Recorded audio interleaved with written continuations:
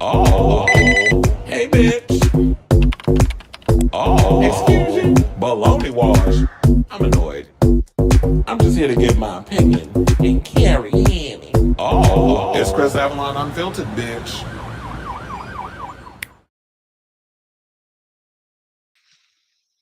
Oh, I was shocked it actually came on without me having to like do that whole trickery thing. But anyway, what's going on, y'all?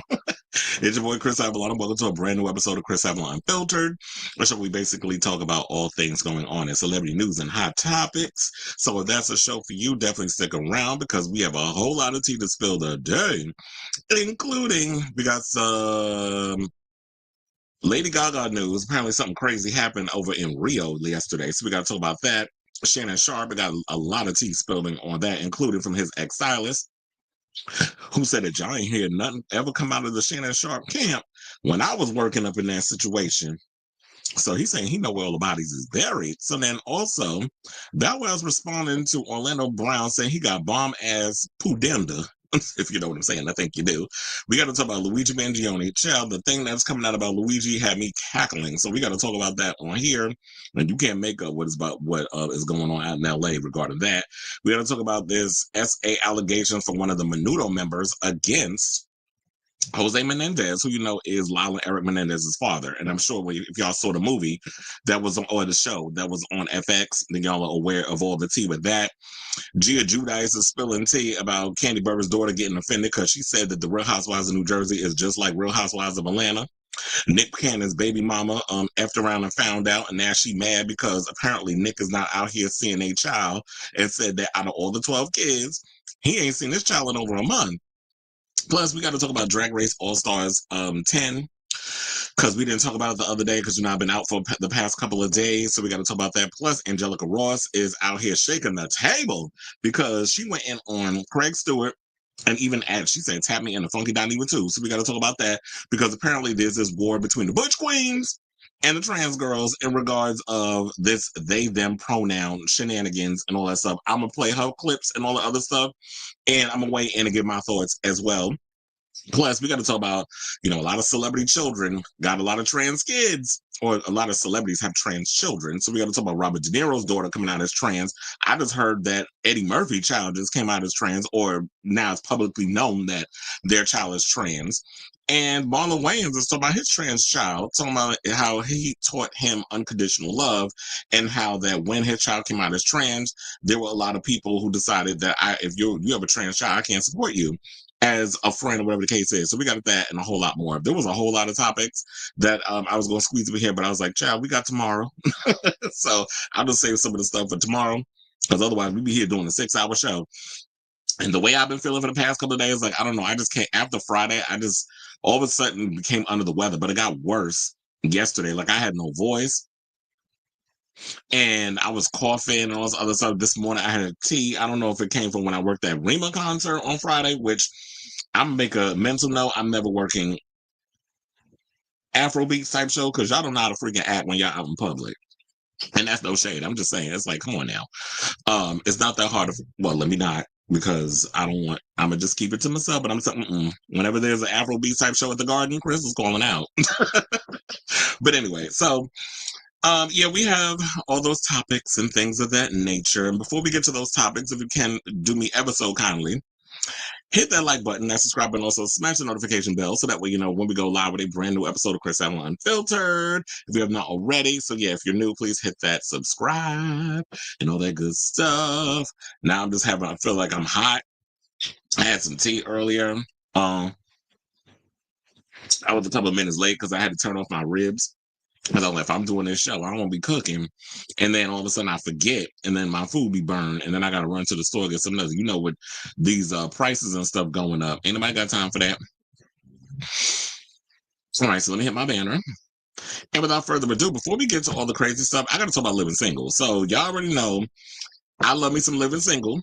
Living Single is like one of my all-time favorite sitcoms from the 90s. And I actually, as y'all know, for those of you who've been watching the show, I have been doing a rewatch. So I'm currently on season 2. And living single is like comfort food and stuff for me. It's kind of like, you know, where everybody goes and there's some of y'all homosexuals like watching the Golden Girls and things of that nature. Well, Chris loves his living single, just like, and so how some of you white folks love Friends, which quiet as it's kept, living single is what Friends thought it was going to be. But because it's a bunch of white people and it was on a network and they'll get pushed further than living single, which I always thought was the funniest show. But nevertheless, um, Erika Alexander and Kim Coles announced, and I think they also went on a couple of talk shows too. I think they went on The Breakfast Club. I didn't see that one, and then but I heard about it. And then they went on Sherry Shepherd, which I didn't watch that one either because Sherry Shepherd is insufferable to me. I can't with her; she irritates my entire spirit. But but kudos to her for her show and what she does. I know people. My mother loves her. It's funny how my mother could not take Wendy Williams, but she loves Sherry Shepherd. I'm like, okay, whatever, girl. But I was more or less because you know my stuff falls on the further side of being shady and funny and all that other mess. I ain't got time for the fake Miss America, you know, trying to be, you know, playing like you're nice on TV, but then behind the scenes, well, I don't know if she is for sure, but it gives me fake and phony when it comes to Sherry. But anyway, so they went on these shows and announced that they are doing a podcast, which they're going to do a rewatch podcast, and it is called none other than Reliving Single. So we are reliving, hey, single, ooh, in a 90s kind of world. I'm glad I found my girl. Keep your head up. What? Keep your head up. That's right. You know that song. That was my shit. Like, I just love that song. Shout out to Queen Latifah, who sidebar, I was sad to hear that they canceled your show, The Equalizer, after 5 seasons. So it's funny how they canceled The Equalizer, but now we getting a rewatch of Living Single, which is great. And I'm gonna be cute if she shows up, but she said she got other things in the works. So shout out to Queen Latifah. So now Heartbeat, which is Kevin Hart's multi-platform entertainment company, just announced a nostalgic show coming to the airwaves hosted by Living Single stars Erika Alexander and Kim Coles. Dubbed the Ultimate Rewatch series, Reliving Single will see the duo deep dive into episodes and moments from the hit 90s series, saying, quote, "We've seen the massive impact that Living Single has had on the culture," and the culture is in caps, as in capital letters, the T and the C in the culture. And this is stating Eric Eddings, SVP of Digital and Platforms at Heartbeat. It's one of those shows that inspired legions of journalists, lawyers, and changed the narrative of what it meant to be a Black woman in 90s America. Reliving Single will highlight the intentional effort made by the cast and crew, many of whom we've never heard from before, and who better to guide us through this journey than Erika and Kim. And funny enough, this is what I loved about growing up in the 90s and seeing a lot of 90s sitcoms. To me, it was just so much like the celebration of Black excellence. And that's what I loved about Fox in the beginning until they, you know, they used us like a lot of these networks do, until they get a little, you know, they lay some ground and they gain some traction. And then all of a sudden, when they've gained an audience, then you want to push all the Black shows out. Because remember, at the time, it was Living Single, it was In Living Color, it was Martin, and also, even though it don't get its flowers and it should, and even though, yeah, it doesn't get the flowers that it should, New York Undercover. That first season, and then I think they started meddling in throughout the show and stuff. But that first season was so pro-Black. It was just like the Black excellence and the Latino excellence that was in that show and the pride. That's why I loved it. And I was lucky enough to be able to go and be on set of New York Undercover when I was growing up in the 90s because of my teacher, Copper Cunningham, who was an actress, who knew some people that was on the show, and me and a couple of my classmates actually got to go hang out with the cast and stuff. And that's where I met Michael Imperioli, who automatically recognized. He said, "You was in Taxi Driver." My teacher was, so he recognized. But because you know a lot of Italians, they love like anything Scorsese and things of that nature, and whatever Robert De Niro was in or Al Pacino was in, it was just sort of like that, you know, everybody, if you was Italian or Black, whatever, y'all was watching the movies back in the day. So I just love the fact that we have this coming, because I've always thought about like, yeah, well, how come we're getting all these other shows like Boy Meets World and these other shows have rewatch parties or rewatch podcasts, and people sit back and watch old episodes and reminisce and break it down. So now we actually have Living Single doing it. So now Alexander, who's an actress, writer, producer, activist, said that Reliving Single is a multi-generational conversation that remains evergreen because of the love our fans have for us and the show, and they want more. Kim and I, like a pair of vampires, ain't aged a day, as Coles added. Getting to relive Living Single with Erika and with all of you feels like opening a time capsule packed with love, laughter, and a little extra lip gloss. I can't wait to spill the tea, share the joy, and celebrate the magic that made us all family. And so, um, I was like, wait, what happened to my picture? Thank you. Let's put up the whole cast. So now Alexander and Coles are gearing up to take diehard fans behind the scenes with stories, unforgettable moments, and unearth details of episodes that viewers have long pondered on. Fans can also look forward to surprise guest appearances and exclusive insights from the stars themselves. And so if you are interested in checking out Reliving Single, it will drop weekly starting on Wednesday. That's this Wednesday, May 7th, on the Reliving Single YouTube channel, which when I found out about this, I automatically subscribed over there. And if you are interested in listening to it over, I don't know if they're going to me, I would love the fact that they could do um like a visual podcast, sort of like kind of what I'm doing now, where you see the people and they're having a conversation. And we see that sometimes when we watch other podcasts, like if I when I'm usually watching like the mom channel with what is it? Like if I'm watching like Bob and Monet and their podcast, or if I'm watching Alaska with Willem or things of that nature, and they have like the visual where you see them having the conversation, I would rather watch it that way than have to listen to it, because that's how we usually watch podcasts and stuff. But I'll listen to it as well if I'm working and putting a show together and all that other stuff. So yeah, they have a teaser and all that good stuff. So if you guys are definitely interested and you are a fan of the show, definitely check that out, because I'm sure it is not going to be something that you as a or any of us as fans would want to miss. So I'm say, oh, this is say, what do you guys think of this story? Are you guys excited that we're getting a rewatch of one of the best 90s sitcoms, Living Single, in the form of Reliving Single? So we get to relive the moments and find out some tea that we didn't know about before. So I definitely want to hear from you also. Let me know what your thoughts are on this story in the comments down below.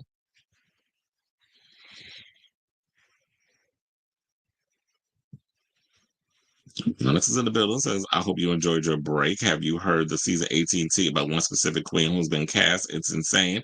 I have not. Wait, you know something about, well, I heard the season 18 stuff is late. If there's anything about season 18, definitely let me know what that is, because inquiring minds want to know what is about the whole season 8 about a specific queen, or who the queens are.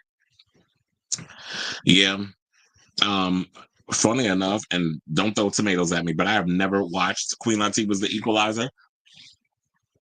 I've been meaning to get around to it, but it just be so many shows that it's hard for me to get around to it. And also, there was supposed to be a spinoff that they were trying to do, like a backdoor spinoff or a backdoor episode to lead to a potential spinoff with Titus Welliver and all the other stuff, and they didn't even green like that. So I don't know. Hopefully it can get picked. Look, they've been canceling a lot of good shows over there. I was so mad when they canceled SWAT, and I love SWAT. SWAT is such a good show. Shout out to Shamar Moore. And they've been playing with that show for years, where it's like you want to save it 1 minute, you cancel the next, and then you cancel it, then all of a sudden you save it at the last minute, and it's just been that back and forth. And then so CBS has been canceling a lot of shows. And I know, like, even the cast of Blue Bloods was pissed when, well, Tom Selleck specifically was pissed that they went and canceled Blue Bloods. But now I'm hearing that they're doing a spinoff with Donnie Wahlberg's character from the show, and now they're doing it in Boston. So it's a Boston spinoff with Donnie Wahlberg's Danny Reagan being a part of it. There's a Brazil news. Yeah, I saw that. That they've been out here claiming that it was 2.5 and all that other stuff, and it's like they don't even allow 2.5 million people on the damn beat. So I don't know who you counting. It was like they said they got someone from the show already on. I'm guessing it was Kim Fields. Well, we'll see. I mean, yeah, Kim Fields is out. I mean, she's busy and stuff, and she's got things she's doing. She's directing and all that stuff. But they could definitely get Kim on. They could also get on Latifah. Media has as my official news source on the audience. Yeah, the Equalizer on Netflix, and it's also on Paramount Plus. So I was gonna do like what I was doing also with SWAT, because like I told you, over the years when I've been traveling and stuff, I never really had time to sit and actually watch shows like in real time like a lot of people do. And we don't even watch TV like that anymore. So I usually is like when seasons are up there, I just binge them. And that's what I've been doing with SWAT and a bunch of other shows that I missed out on. And so I've been doing watches of that. And so I was thinking about getting into I was gonna actually start watching The Equalizer yesterday, but I got so caught up in trying to catch up on the Real Housewives of Beverly Hills because I was so far behind on that show that I by the time I was done with that, and then I saw some new movie that was on Netflix. That movie was stupid though. So I got on the phone with Sailor Mermaid and we was having a conversation. Shout out to him, friend of the show. So we started kikiing about some stuff. Oh, because I had to send some information about Nico Aesthetics. Because apparently somebody that I know was trying to be shady, and post something about him on social media. So I had to send him the picture that, and I sent another source some stuff. I was like, child. And then had the nerve to sit up in here and shout out Jacoby in the if y'all want some real content, shout out, go check out Jacoby. So now I see what your grift is. And look at me spilling tea. This is stuff I should have been keeping to myself, but whatever, it's live and I don't give a good goddamn. So it is what it is. So anyway, let's move on, y'all.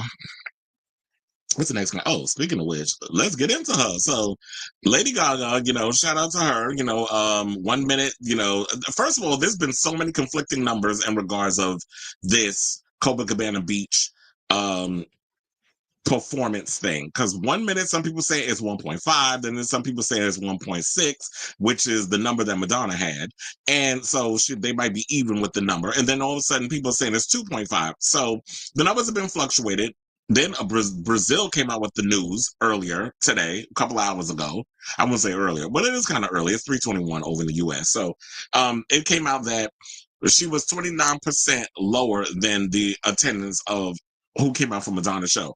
Me personally, who gives a good goddamn? They both Madonna set the bar in regards of people going over there to perform at Copacabana Beach. Other artists are jumping on the thing and doing the same thing. As long as the Brazilian, which I don't know where y'all get made, and y'all, I don't know if the Brazilians get made in the lab, but sometimes I wonder, like, where do y'all be finding these men? Because the men over there are just it's something else.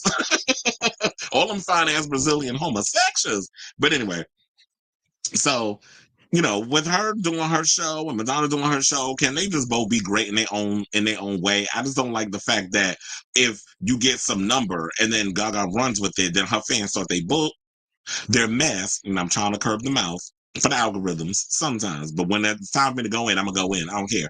But it's too early. So in the show for me to be cussing.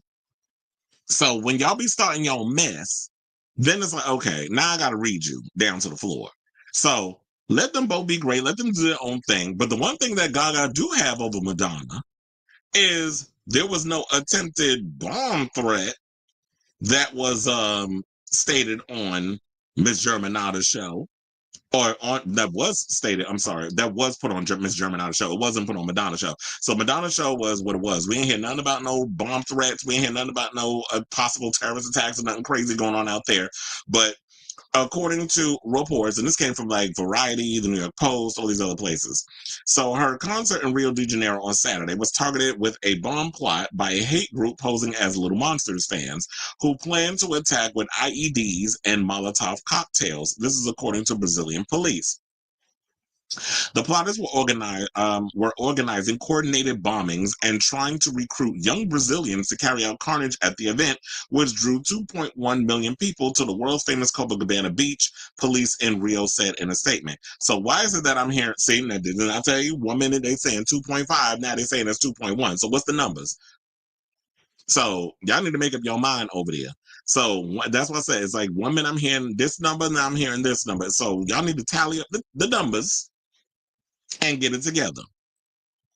So the recruiters falsely identified themselves as members of Gaga's global fan base, known as Little Monsters, as a way to lure fans into networks with violent and self-destructive content, the Brazilian Justice Ministry said. Now, Rio State Police intelligence uncovered digital networks that encourage violent behavior, use coded language and extremist symbols to communicate their vile message. This is according to authorities.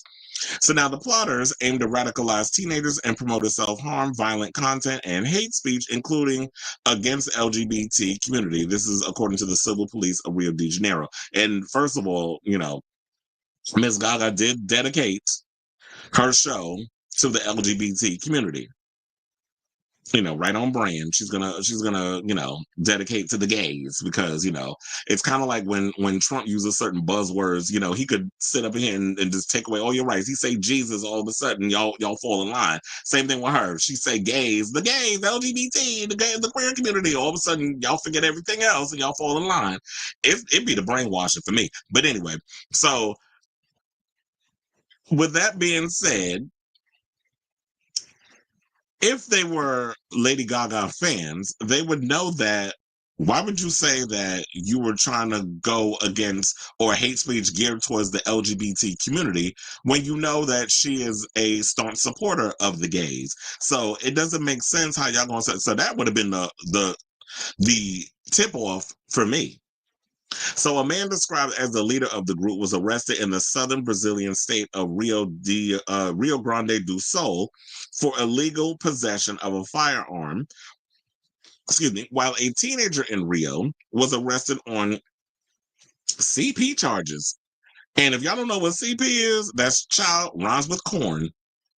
So, over a dozen search and seizure warrants were carried out in the Brazilian states of Rio de Janeiro, Mato Grosso, Rio Grande do Sul, and Sao Paulo, according to authorities. Now, the raids were carried out quietly just hours before Gaga's performance so to avoid panic or distortion of information. I'm glad they waited until after the show to put this out because if it would have gotten out of this was all going on, then I think it would have caused panic. So shout out to the Brazilian police out there. They really didn't knew what they were doing when they was, they dotted all their I's across all their T's. Now, if this was to happen here, you already know because we got a bunch of incompetent idiots running this damn country, what kind of chaos this would have caused. So now her free performance, and they said as part of her Mayhem tour, was the biggest audience for a solo female artist in history. They said beating the record previously held by Madonna, who drew a crowd of 1.6 million. Now, how is it that they said it beat? Now, see, now I got to scroll back up because it's like you're conflicting. Well, they just say 2.1 million, and now they're saying 1.6. But who are they counting? Because, like I said, they don't even allow 2.5 million people on the beach. So they were counting boats and they were counting people that were up in the buildings watching, like, how you count them? So she said, she was all appreciative that, she got to sing for Rio and this. And then they said that it's been 12 years since she performed in Rio because of an injury. And I think that was around the time when she was doing, was it Shiza that she was performing and she fucked up her hip? I think it was something that she had to get and she had to get surgery. And I remember that she was I remember seeing the performance on like somebody recorded obviously. And I was watching it and then I heard her scream but she powered through it. I said, okay, trooper, you better work. So so yeah, there was that, and there's the picture of I guess some of the people there, they just camping out waiting until the big event.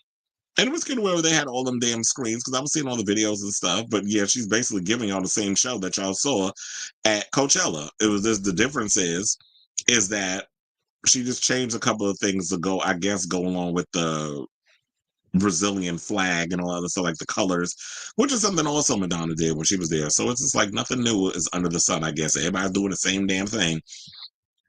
It's just a remix version. But anyway, I'll say all this to say, what do you guys think of this story? I wasn't going to do a whole story. I'm just like, okay, whose numbers was bigger than this? I was like, this is way more interesting to talk about that there was a plot to blow up a bunch of people at a free concert. And plus, I do find it weird that everybody's making a big spectacle about a free concert. I could understand if it was something y'all was paying for, but y'all was going there for free. So if it's free, it's like, okay, somebody's going to beat this. And then, okay, whoever performs next year will probably beat Gaga's record. We'll just see. It's a free show. It's not like y'all actually paying money. I mean, y'all would be paying, I guess, for the merch and the food and drinks and all the other stuff. That's what they'll be making the money. But as far as like the concert, it's like, okay, a bunch of people showed up to a concert. Kudos to you. So let me know what you guys think of this story in the comments down below.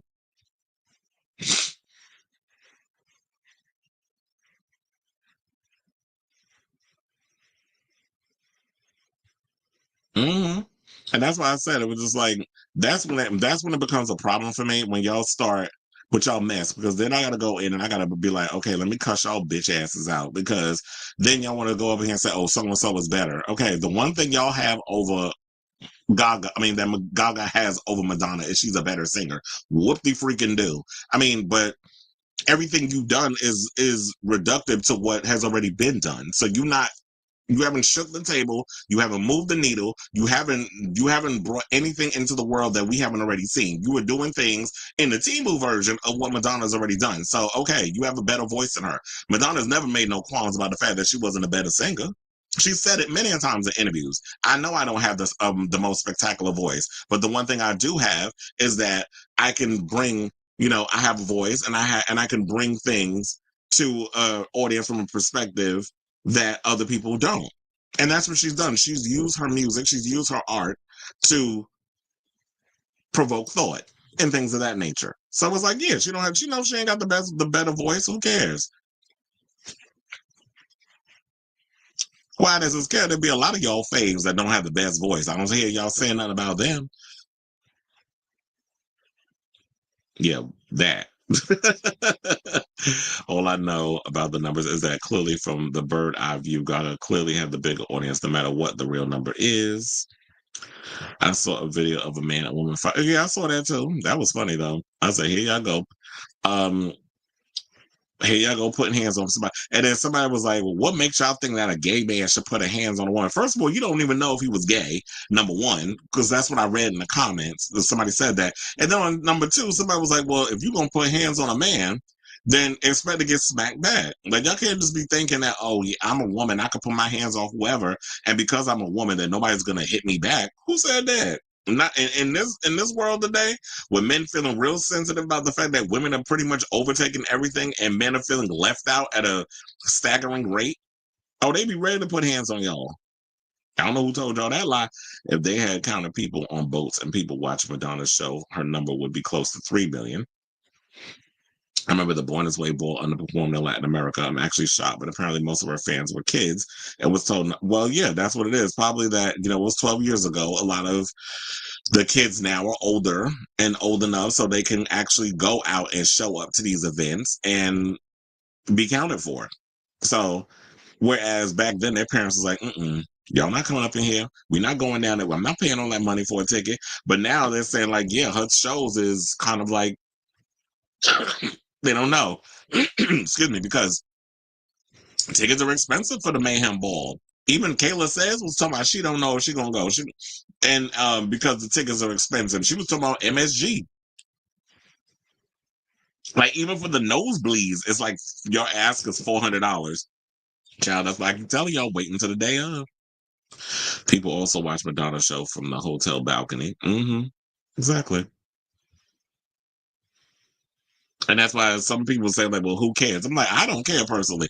I mean, if she did outsell, outperform Madonna in regards of fan base, that's great. But if y'all gonna try to incorporate that with sexism and misogyny, then that's a problem. Because guess what? A couple of years from now, y'all gonna be doing the same thing with Miss Stephanie when y'all trying to put her up against somebody younger. So the pendulum swings both ways.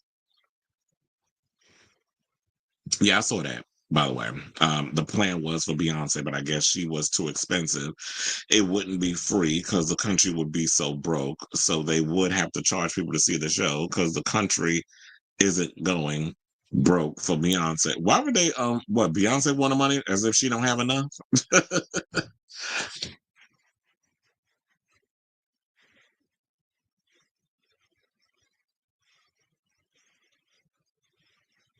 Is she though? Well, look, I'm gonna leave it up to y'all to be fighting in the comments. I'm not getting caught up in that. But y'all, let's get caught up in this mess. So let's talk about Shannon Sharpe and his ex Michele is out here speaking. Because I was always wondering what this lady looked like. Remember the one, and I think that was the one he was allegedly hunching on IG Live, where he had the phone down on the desk or on the end table. I'm assuming while we hear all that monation going on in the background. So yeah, now one of the women, but now she out here got a restraining order. She said that he R-worded her allegedly and things of that nature. So now one of the women, as I was saying, Michele Bundy Evans, who accused him of SA, sat down with the U.S. Sun for an intense interview. Now, the woman in question, as I said, was Michele Bundy Evans. Now, according to her, she met Shay in 2002, and they allegedly dated for several years. She said the alleged assault took place in 2010, prompted her to stop talking to him. So then, is there a different Michele? Because who was you hunting a couple of, like, last year? Was that a different Michele? Now, according to Michele Bundy Evans, she said that she was traumatized and dealing with anxiety and panic attacks after Shannon allegedly R-worded her. Now, recently, one of the women accusing her. Wait, why am I reading the same thing twice? Okay, so now I do have the clip of that I got over there from the Art of Dialogue. So shout out to y'all over on the YouTube. Well, not what am I talking about? YouTube is Twitter. See, this is what happens when you not here for the past couple of days. When you take a couple of days off, you don't remember what your sources are. You don't know what your clips are. You can't remember how to press buttons. This is why I can't be taking too many days. And it was only 3. But anyway, let's get to the clip and we'll come back and we'll talk. Please hold. He had asked me to break up with my husband at the time. We were just dating. So I was dating Shannon and my husband at the same time. Shannon asked me to break up with my husband. And I don't recall for sure, but I think I did. And so, it's like, wait a minute, you want me to be with just you, but you want to move somebody into your house and not even tell me? So that's what it stemmed from. He's not a faithful person, so I wasn't going to be faithful to a non-faithful person. It just doesn't work that way. Not for me anyway. Can you tell us just broadly, I know it's probably painful to relive this situation, but can you tell us generally what happened that day? It was fighting, and usually we fought on the phone and not in person. So it was the biggest argument that we ever got in. And he was controlling, he was domineering, he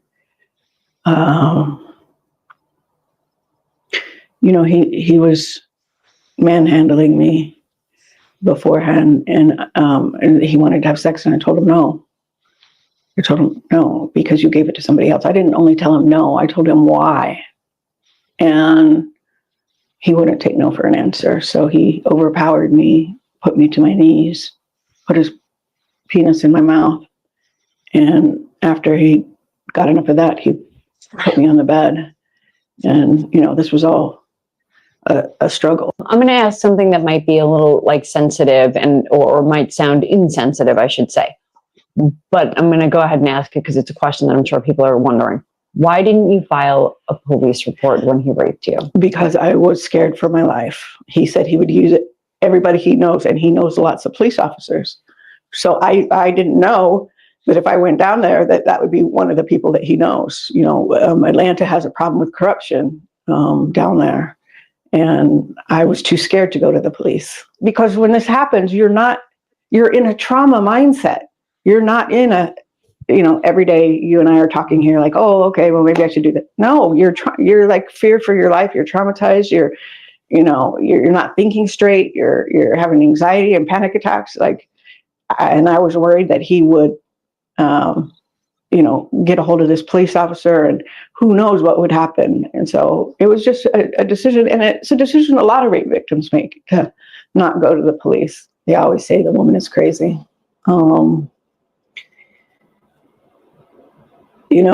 Hey, I might be at this point after everything I've dealt with. All right. So, for those of y'all who was just like, yeah, Shannon Sharpe out here allegedly R-wording girls, but of course it's, damn, do I have to make it an issue that it's like white women? But it's just like, then again, I'm not surprised by all this. But yeah, I just think that people need to realize that when it comes down to assault or whatever the case is that, yeah, the first thing out of a lot of people's mouth will be, well, why didn't you go and report it the minute it happened? That goes to show that clearly y'all have not ever been assaulted in your life, and you don't know what to do in those situations. And everybody who says that they would know what to do in that situation is a damn liar. That's just like earlier, I saw this video on, or a report, I think it was on the Neighborhood Tour in a multitude of places. And it was a young man who was on the New York City subway that was SA'd by another man. And the man was of this big black dude. I think the guy that was also assaulted was black. And then people are sitting up in there making like, oh, you should afford him. You should. How you going to tell somebody what to do in a situation? And you wonder why assault amongst young men or men in general go underreported because of this overall mindset, this attitude. A lot of y'all think that, well, why don't people come forward? Why they don't do this? Why they don't do that? Because then when people come forward, y'all make fun of them. Y'all don't believe them. When it comes to black men doing it to women, or specifically if it's a white woman, y'all getting y'all interracial shade bag where y'all want to go and feel away. Oh, y'all trying to take a powerful black man down. That same black man that wouldn't spit on you if you was on fire. Because Shannon Sharpe out here with his little race play and all that other stuff, y'all still be out here windmilling hard and defending him. So make that make sense to me. It just doesn't make sense how y'all will sit up in here and windmill hard for a man who, like I said, wouldn't spit on y'all if y'all was on fire. He running behind these white men because he's looking for some sort of validation. Or it brings him some sort of, close proximity to whiteness. When you walking in those rooms that are different than the rooms y'all are used to being in, a lot of these men, like a Shannon Sharpe, who clearly don't like himself on the inside, which is why he got to go for young women. Now, the fact of Michele do look old. I don't know what Michelle's age is. Michele look like she been around the world and like she look a little tattered. Like, I don't know if Shay put her through it. But she said she was scared for her life, and we'll see if she is accusing her of defaming her. And then she said, like, yeah, after she got a restraining order, and this is like over 10 years. But then she dropped the restraining order after she filed it. Now, Sharpe's attorney, Vincent Morris, of course, since he is Shannon Sharpe's attorney, is going to deny the allegations.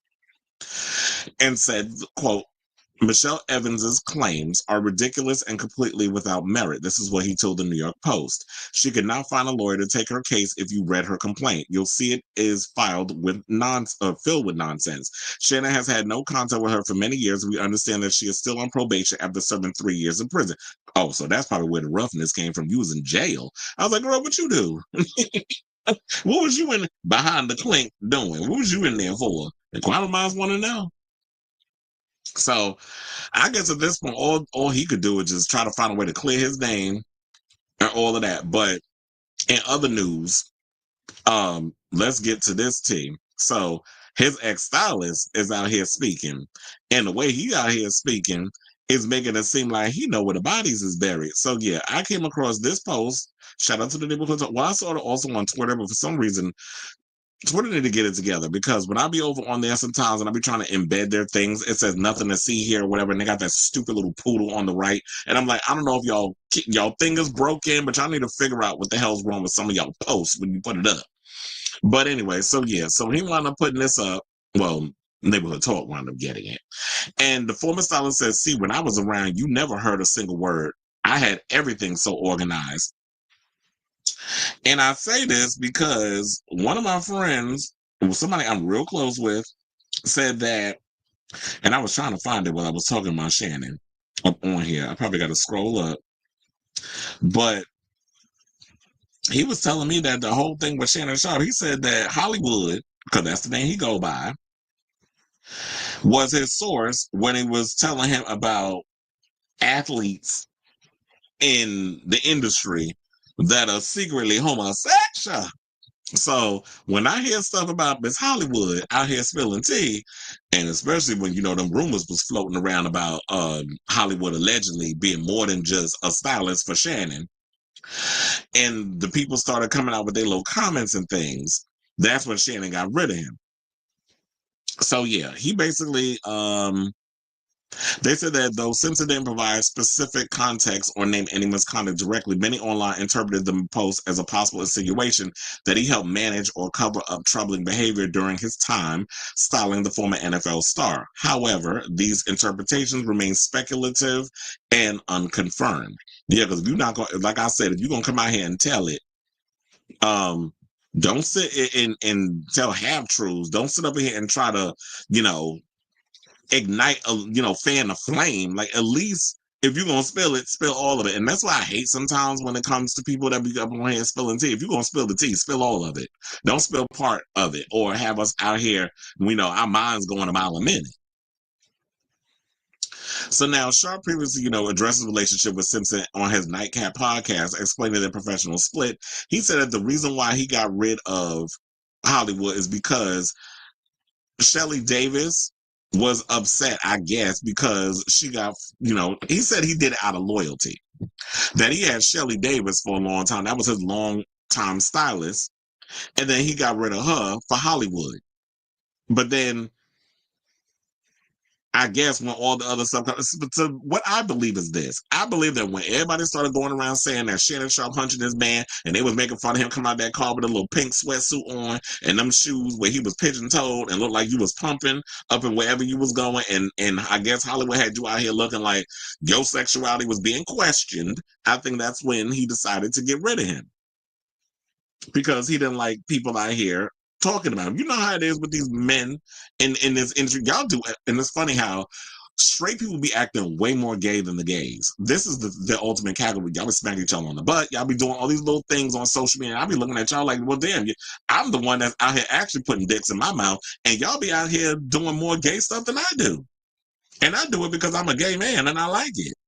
But y'all be like, it just always comes from a place that is just like, y'all giving me Butch Queen down with a lot of the stuff y'all be doing. So yeah, he said Hollywood, he was gay. Okay, that's his life. Well, he wasn't gay. He is gay, honey.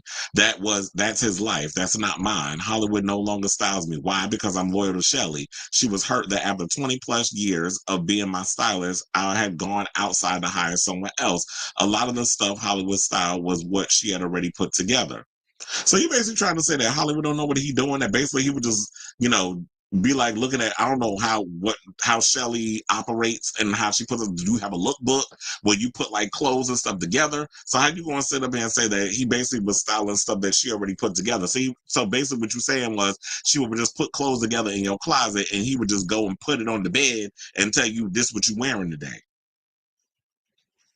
Quiet as it's kept. I be seeing some people out here talking about they got stylists. I'm like, child, you need to fire them. Because when I be looking at how some of these people out here with stylists be dressing, I'm like, what are they dressing you with the lights off? Because some of y'all clothing choices be questionable. So now Sharpe emphasized that his shift back to Davis wasn't due to dissatisfaction with Simpson's work, but rather a matter of professional allegiance and history.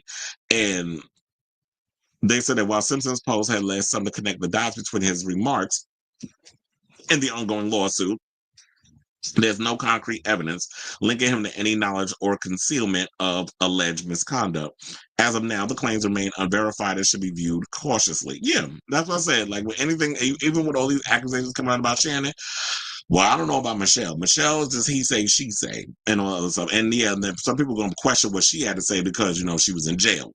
People gonna look at that. However, that other girl that had the recordings and things and all that is out, it ain't looking too good with him on that part. So we'll see how all this plays out. And as for Hollywood, you better keep spelling that tea. How you doing? So I say all this to say, what do you guys think of this story in regards to Hollywood being messy? I'm here for it. And what Miss Michele had to say about Shay and the allegations. I was just like, I'm gonna just lump all that in the same situation since they kind of go together. So yeah, let me know what your thoughts are on this story in the comments down below.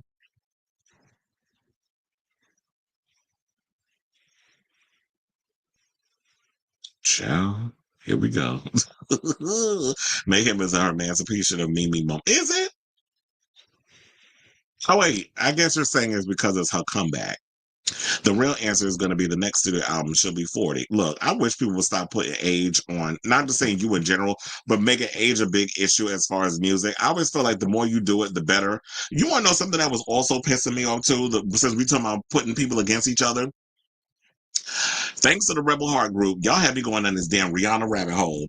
And the one thing that was pissing me off was the fact that this Beyonce Rihanna comparison, which we already know they was getting that from back in the day, because I was watching videos with people who worked with Rihanna during the Good Girl Gone Bad era. And remember when she came out with Disturbia was the album that pretty much well, Disturbia wasn't an album, it was the song. The song that pretty much showed like Rihanna had evolved from doing your typical paint my numbers R&B track, which is kind of like what they were trying to formulate her as. And even then, back in the day with Pon de Replay, y'all was trying to turn her to be a one-hit wonder, and y'all gagged because y'all was expecting Tierra Marie to be the big star, and it didn't work out that way because people wasn't feeling her. But we was feeling Rihanna, and the fact was Rihanna had her eye on the ball the entire time, and the people in Def Jam gagged because they didn't know what the hell to do with her.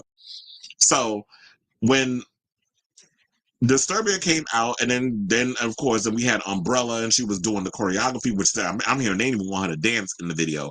They didn't even want her to put out Disturbia, which had like these dark imagery, and nobody was doing it at the time, which I actually liked, because around that time, everybody was doing it was the Katy Perry, Nicki Minaj, Lady Gaga era, where everybody was wearing like fucking candy canes and shit on their tits, and that was it. And they thought, let's all do that. Let's shoot whipped cream out of our boobs, and let's put candy canes on our head, and or cotton candy for wigs, and doing all that. Rihanna was like, I want to be the edgy bad girl vibe, and it definitely works for her. But then it was this old clear person that decided to fix her mouth and get on social media. This is the part that pissed me off. First, number one, from L.A. Reid shady ass trying to basically sabotage Rihanna. And don't even get me started on Joe Campbell, a.k.a. Beyonce husband, who was also low-key trying to sabotage Rihanna's career, because quiet as is Kevin. I know a lot of people don't want to believe it, and you want to know something? I'm going to call Miss Tina Knowles a damn liar too, because the matriarch, she was sitting there talking about that Beyonce was distraught with the girls and all the girl, please. She had a lot of people in the background that was trying to make Beyonce the only pop star in the world, and all them other girls had to be behind her. They did not want to see anybody succeed past her. So we're not going to sit up here and try to rewrite history. But I was paying attention during that era. And yes, it was all about Beyonce, and everybody else had to be in the background. Bow down, bitches. Remember, she the one that sang that herself out of her own mouth. So the one thing I liked about Rihanna is that, yeah, I'm going to go the edgier route. I'm going to do my own thing. I'm going to do all these other things. And even had to pay out of pocket for her own music videos because they wouldn't give her the budget. And said that they had to low-key sneak behind the people's back because they was watching her like a hawk when she went and cut her hair into that asymmetrical bob, which I actually thought was a cute look on her. And when we saw that Good Girl Gone Bad era, which is like one of my favorite Rihanna albums, I mean, I love a lot of Rihanna's music, but Good Girl Gone Bad, that's like the record that really solidified her and took her to the next level. It was like, okay, sis, I see you. I see what you're doing, and I'm here for the ride. That, to me, I like that, rather than a bunch of people going around trying to tell her what to do. She knew what the vision was for the overall look. She knew the type of sound she wanted to go for, and she went for it. So, yeah, this clear person had the nerve to fix her mouth on social media and talk about, oh, I like Rihanna because I'm more than Beyonce, because at least she's not out here trying to do other people's music and all that. I said, what are you talking about? So what you're trying to say was you don't like the fact that Beyonce went and did a country record, because yet again, these clear people act like they invented country when they did not. And I'm like, if you actually was a Rihanna fan, you would know that that is a lie, because Rihanna always experimented with her sound. I literally just said during the Disturbia Good Girl Gone Bad era is when she stepped outside of being that stereotypical R&B girl and started experimenting with her sound, doing synth pop music, doing, all these different types of sounds. Soft cell. There's nothing R&B and hip hop about some damn soft cell, because Disturbia takes from a soft cell track. It's a sample. So what are you talking about? So when people be up in here trying to say something, at least know what the hell you're talking about before you jump on the line and make it a little, try to read. At least know your history on, especially when you're trying to compare a Rihanna to a Beyonce, or trying to say you like Rihanna. And that's like, girl, you don't.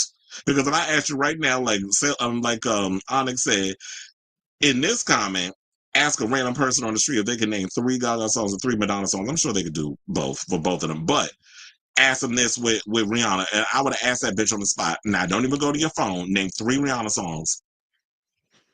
I'll wait, and I bet you she wouldn't.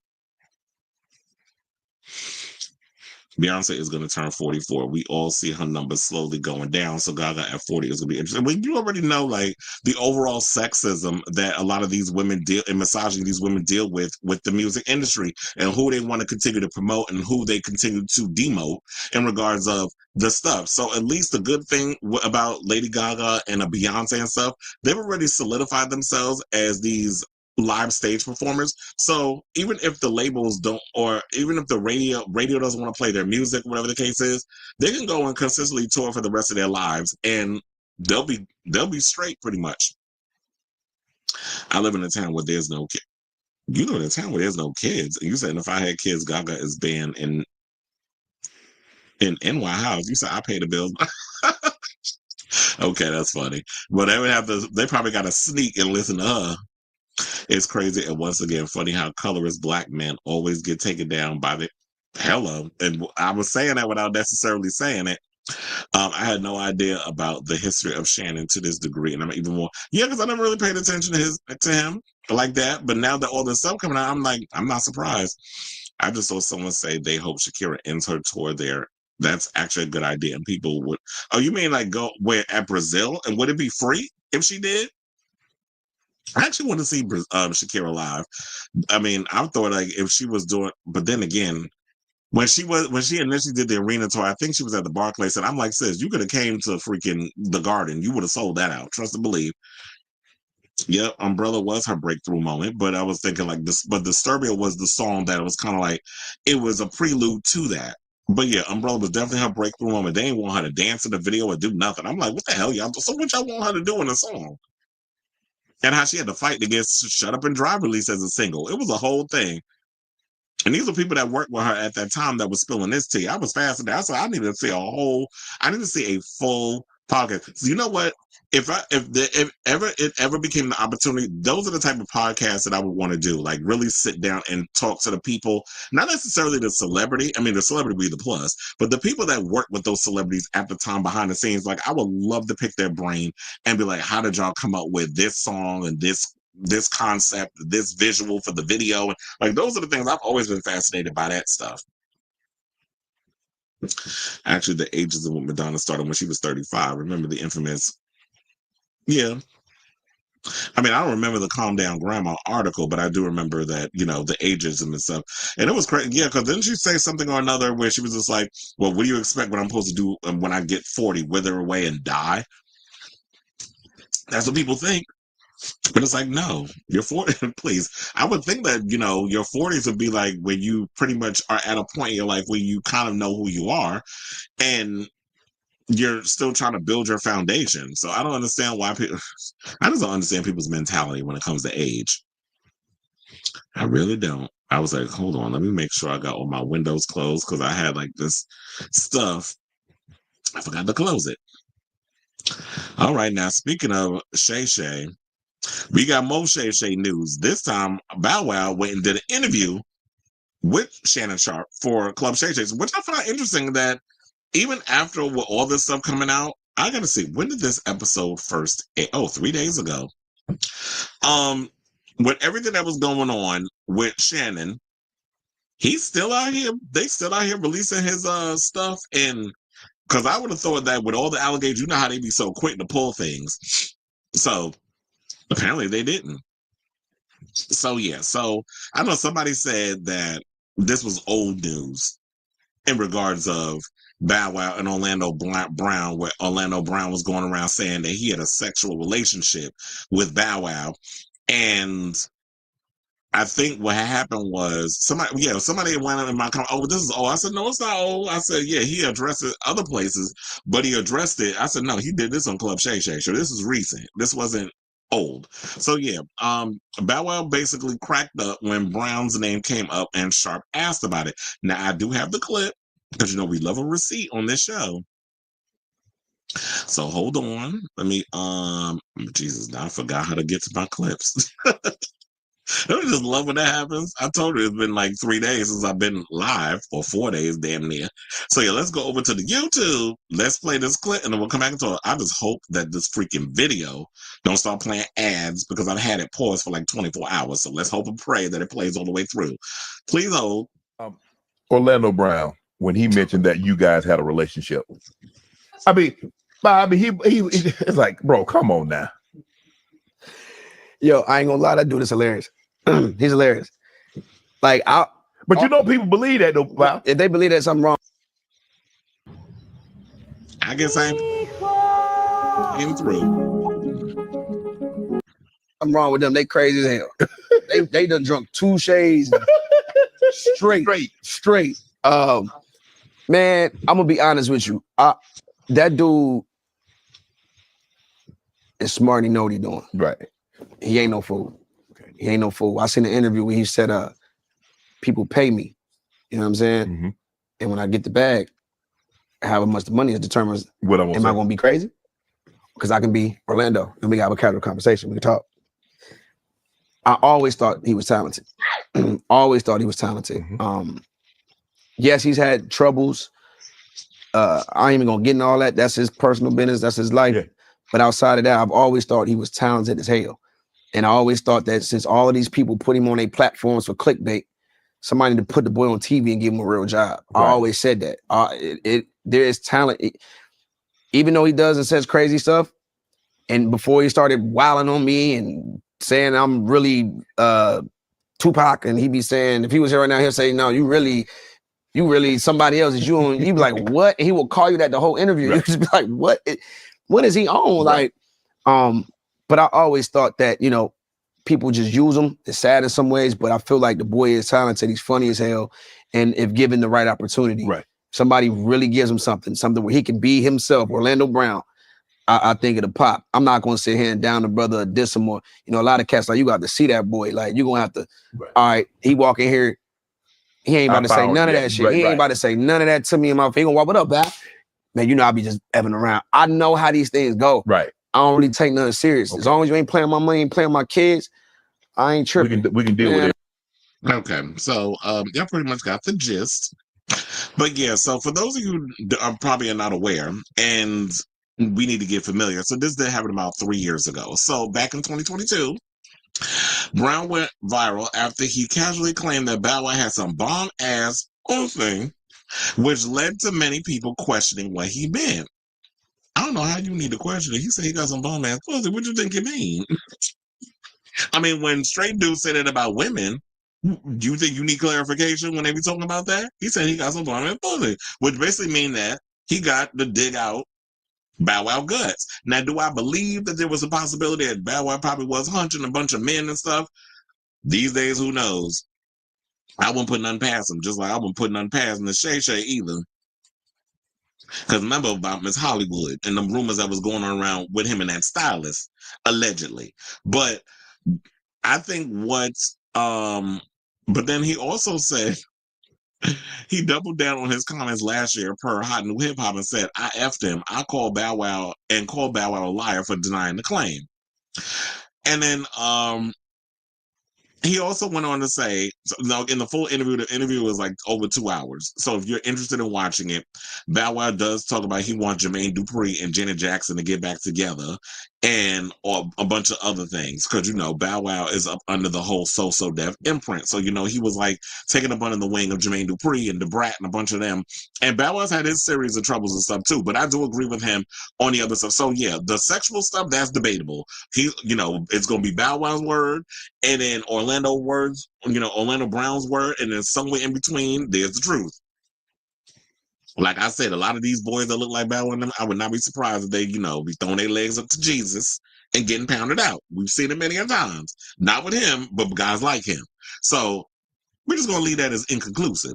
Now, regardless of the other stuff, I do feel like Orlando, these people are using you. They're looking at it as a clickbait moment. Yeah, it's like your shows will get to go viral and all this other stuff, and Orlando be out here looking crazy. But what is anybody doing to help him with whatever type of mental health issues that this young man has going on? And how did he even get to this point that, yeah, you were so successful? You started out, because I remember when you was a little kid on Family Matters. Y'all keep talking about That's So Raven and stuff. Orlando Brown, I believe, started out on like the final season or maybe the season before that.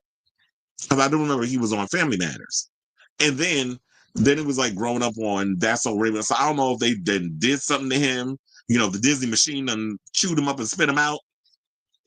But it does seem like he's going through some things. But I also feel like Orlando, you need to watch it, because look, you don't want to end up in a situation like Jaguar Wright, where she out here saying all kinds of crazy stuff.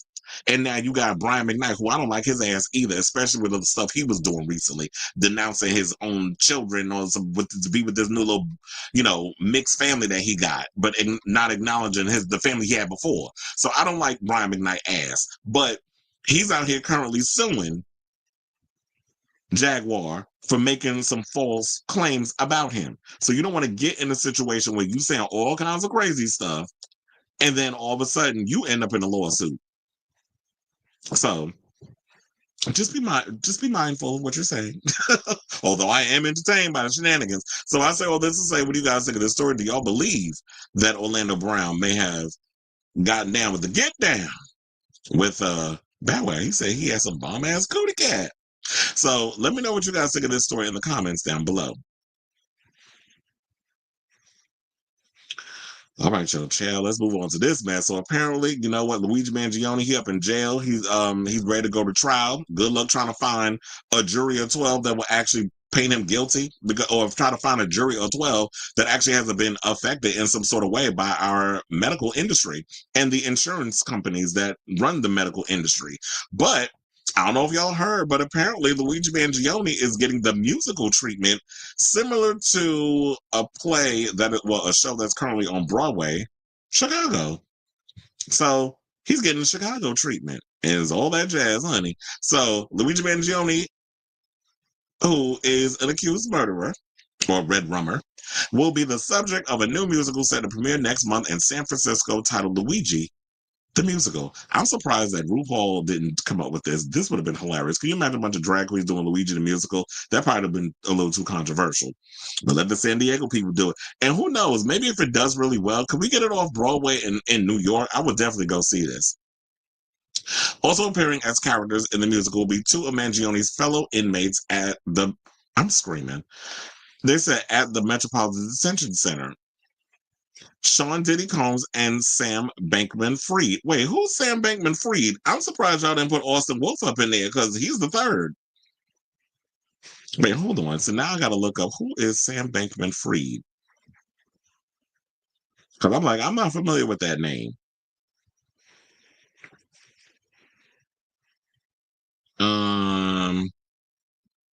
They said that all I see is they're developing a biopic about him over on Netflix.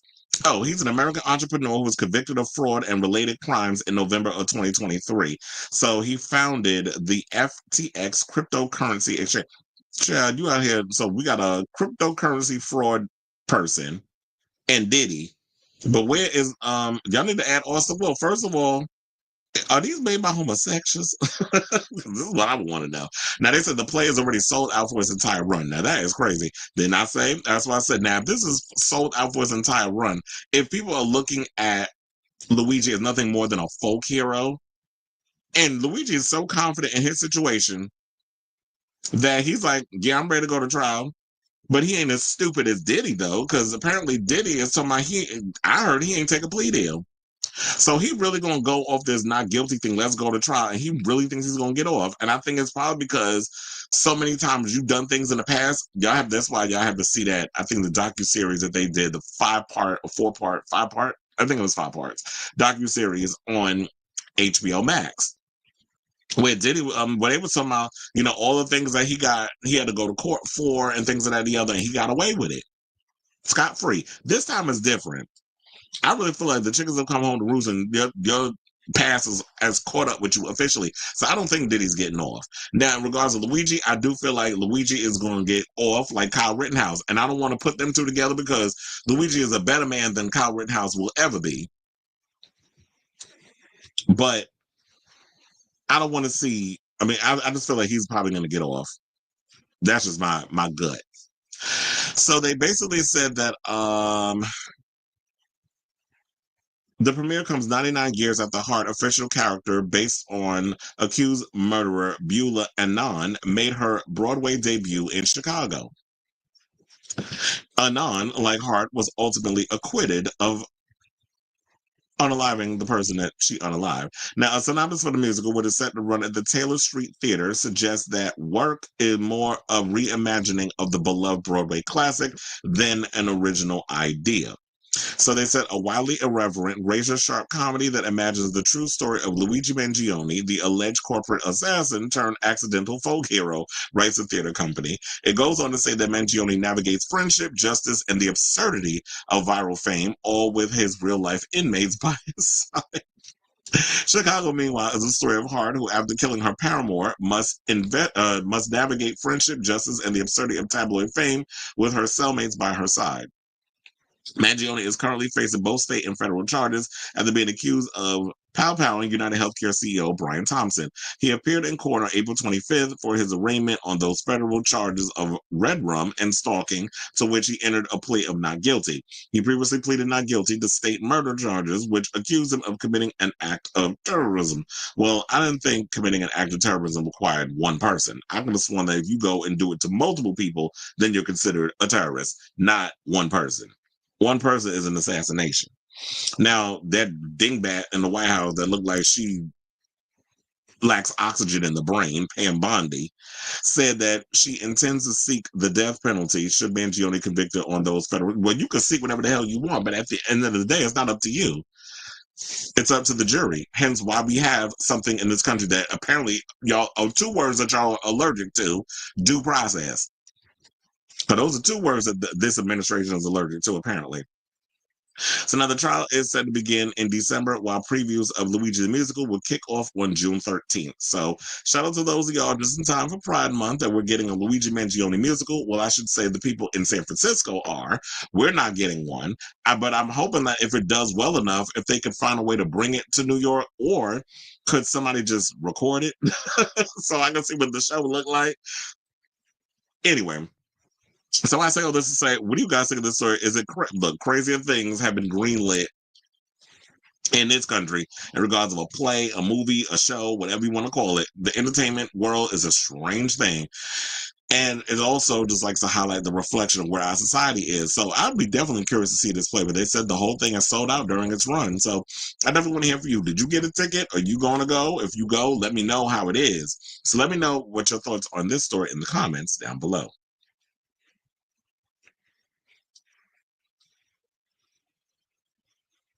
Oh, you said he's done a lot of drugs. One of his exes was on an episode of Hollywood Demons, on the one they did on Child Stars, and she said he was strung out and she couldn't deal. Child? What's this obsession with Luigi? Are they going to give him money? What you talking about? First of all, they've been giving him money on his commissary. I believe they've also donated. Did they do like a GoFundMe or something? Or another with him? I could have sworn they did a GoFundMe and stuff with him, where yeah, that people were donating money and putting money on his comments. So Luigi is definitely well taken care of. Sierra's new album comes out July 11th. Her first is an independent act. There's a lot of people coming out with music this year that I'm excited for. And then shout out to Naomi Cannibal, who asked the following question. And I was like, girl, I almost forgot that summer was coming. Summer's actually coming next month. Funny how time flies, right? She said, where is, and she did a whole video on it. She was like, where is the song of the summer? And I agree. Where is the song of the summer? Nobody's released that. We normally have a song of the summer. They don't have one. So, yeah, there's a lot of people coming out with music this year. I think it's going to start picking up. So, Sierra, I got to hear more from her. But I don't know, do people care about Sierra? But I could have, wait. Oh, you're saying an album, because didn't she release an EP on her as an independent act on her label? But that EP was just like, girl, pay it. I wasn't here for it. The new album, I'll definitely give it a gander. I told her, I don't know if I told y'all, but I did. She did come to my job the other day. She was at a Knicks game, her and Russell Wilson with their son. So they were there. You said people support Luigi because he's basically, yeah, that's what I said. I think people relate to him. And, apparently in America, it's all about relatability now. Whether you agree with the person or not. Right, but it ain't over in regards to these SA allegations. So let's get into this story, Chair. Let's talk about these dual lawsuits that is coming out. One we have from a former member of Menudo, and there's another person that is saying that series where they were talking about one of the members of Menudo was assaulted is lying. So, and it's funny because I had no idea that José Menendez was Lyle and Eric Menendez's father until I watched the series on FX, the one that Ryan Murphy did. I was like, I didn't put two and two together at the time.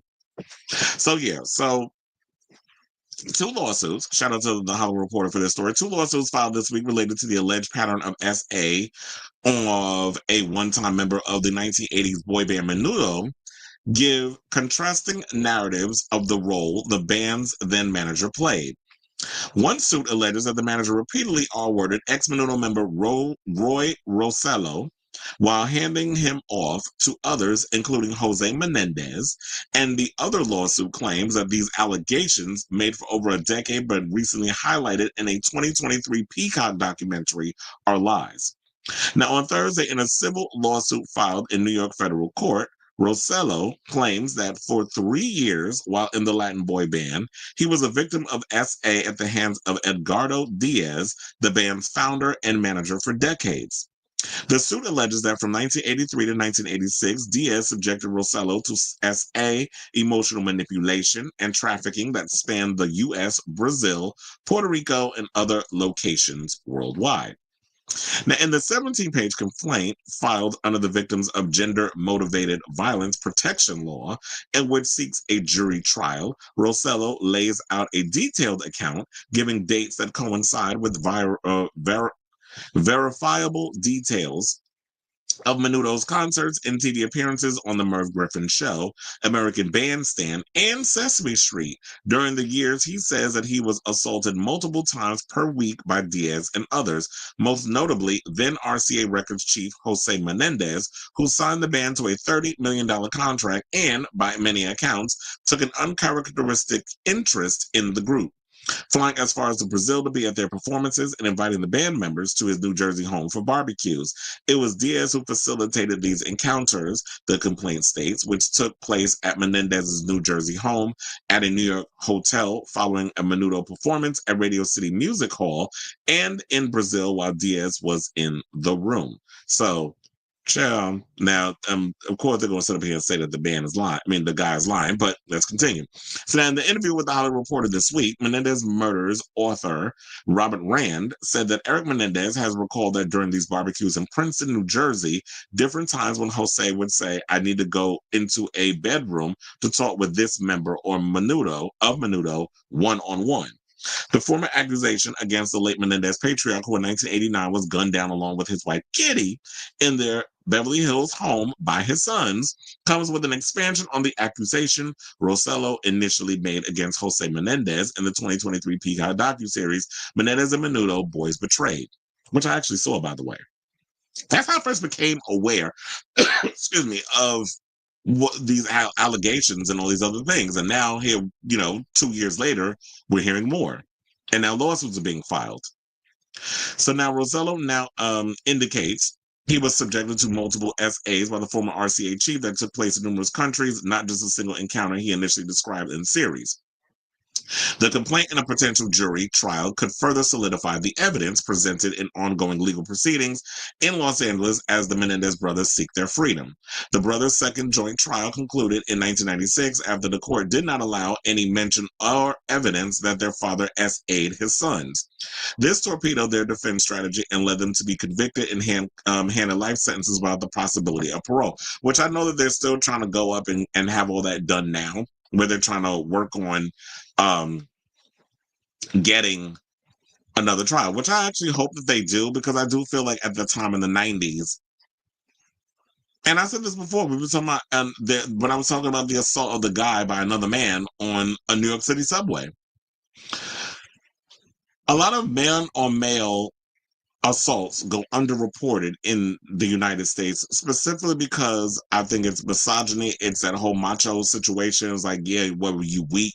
You're a man. You're supposed to be able to handle these type of situations. And it's like, Nobody should be putting their hands on anybody, regardless if you're a male or a female. And we need to stop putting this whole thing where y'all think because you're a man and you got a dick between your legs, that automatically means that you're supposed to be masculine, you're supposed to be strong, and you're supposed to be able to overpower that person. But if you're someone who's a specific size, or whatever the case is, and that person is bigger than you, that don't mean your male gender don't mean shit.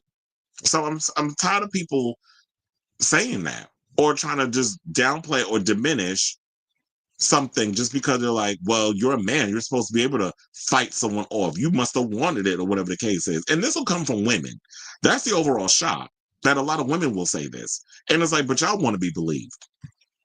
But then you get mad when a man comes out and says something. So I truly believe that had something to do with the fact that, yeah, their father was abusive, the mother looked the other way, she was drinking herself into a stupor, and was loving all the living the life and the accolades and all the other stuff of being the wife, the doting wife, and the husband having all this money, and she's getting to live this lavish lifestyle. So it's sort of like you weren't there to protect your sons from his abuse, be it physical or sexual. And so they felt like the only way they could take it out was, I'm gonna just put my mother out of her misery because she a lost damn cause and probably been so beat down and abused she don't know which end is up. And then I got a father who I definitely got to put him out because he's a monster. So, now they said Rosello originally accused Diaz of assaulting him on TV while appearing on a Brazilian reality competition show in 2014. Diaz is now 77 years old. He has consistently denied all accusations of molestation leveled against him. In 1994, he filed for bankruptcy 3 years after he was accused by ex-members, and that's plural, of Menudo of SA, with former member Ralphie Rodriguez as the main accuser. In 2023, the Los Angeles Police Department opened an investigation into Diaz over Rosello's allegations, and a police report that Diaz SA'd a former member of the group in the 80s at the Biltmore Hotel. Now, Menendez and Menudo, Boys Betrayed, the docuseries in which Rosello first accused José of SA, is the main subject of another lawsuit filed this week, but it expands into accusations germane to the Menendez trial. The plaintiff has also made some first claims regarding the evidence that has brought the brothers' case to the fore of national news. So now this is where the second lawsuit comes in.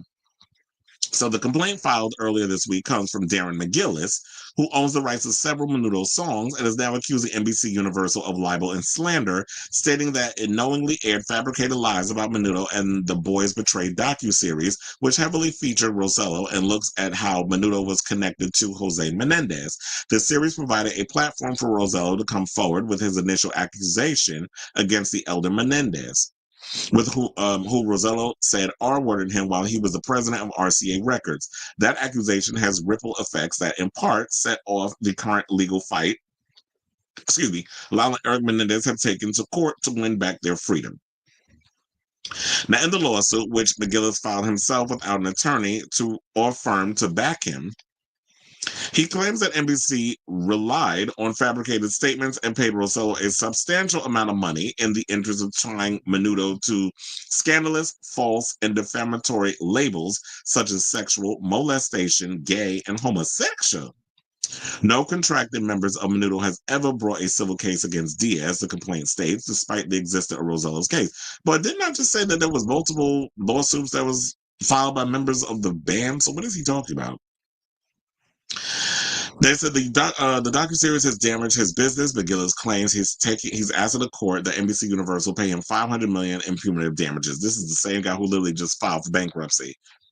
So now you sitting there talking about the NBC Universal owes you $500 million, and I really don't think that these people, especially when it comes down to those investigation discovery type shows, they're going to dot all their I's and cross all their T's before they're going to put anything on screen. It's kind of like when I was talking about the whole thing about how the IRS went and revealed that the reason why Teresa went to jail and Joe went to jail wasn't all because Teresa blindly signed paperwork because Joe put her up to it, because she did blame him. No, she was a culprit in it too. And they both sat up there and said, it's BS, it's BS. No, it's not BS. The fact of the matter was, y'all thought y'all wasn't going to pay your taxes for 9 years and y'all wasn't going to get caught because y'all act like the IRS don't watch television. You think they just sit and crunch numbers all day? It's the same thing with this situation. It's the fact that they're going to make sure that everything is credible, and they're not out here just spewing a bunch of stuff. So that way it protects them from being sued. So this McGillis dude, I don't know what the hell you talking about. He also claimed that he was asked to appear in Boys Betrayed by Rand, who was a producer of the show, and was asked by Rand to lie about members of Menudo being molested. In the lawsuit, he accuses Rand of executing a detailed, complex, and well-planned strategy involving many intricate steps with the ultimate goal of freeing the Menendez brothers. This involved that McGillis claims was a fake interview with former Menudo member Ricky Martin, in which he says Rand claimed Martin told him Menendez placed his hand down the young Martin's pants while on his way to Disney World. McGillis repeated the story secondhand to the Globe tabloid, which ran its cover story and left McGillis feeling duped.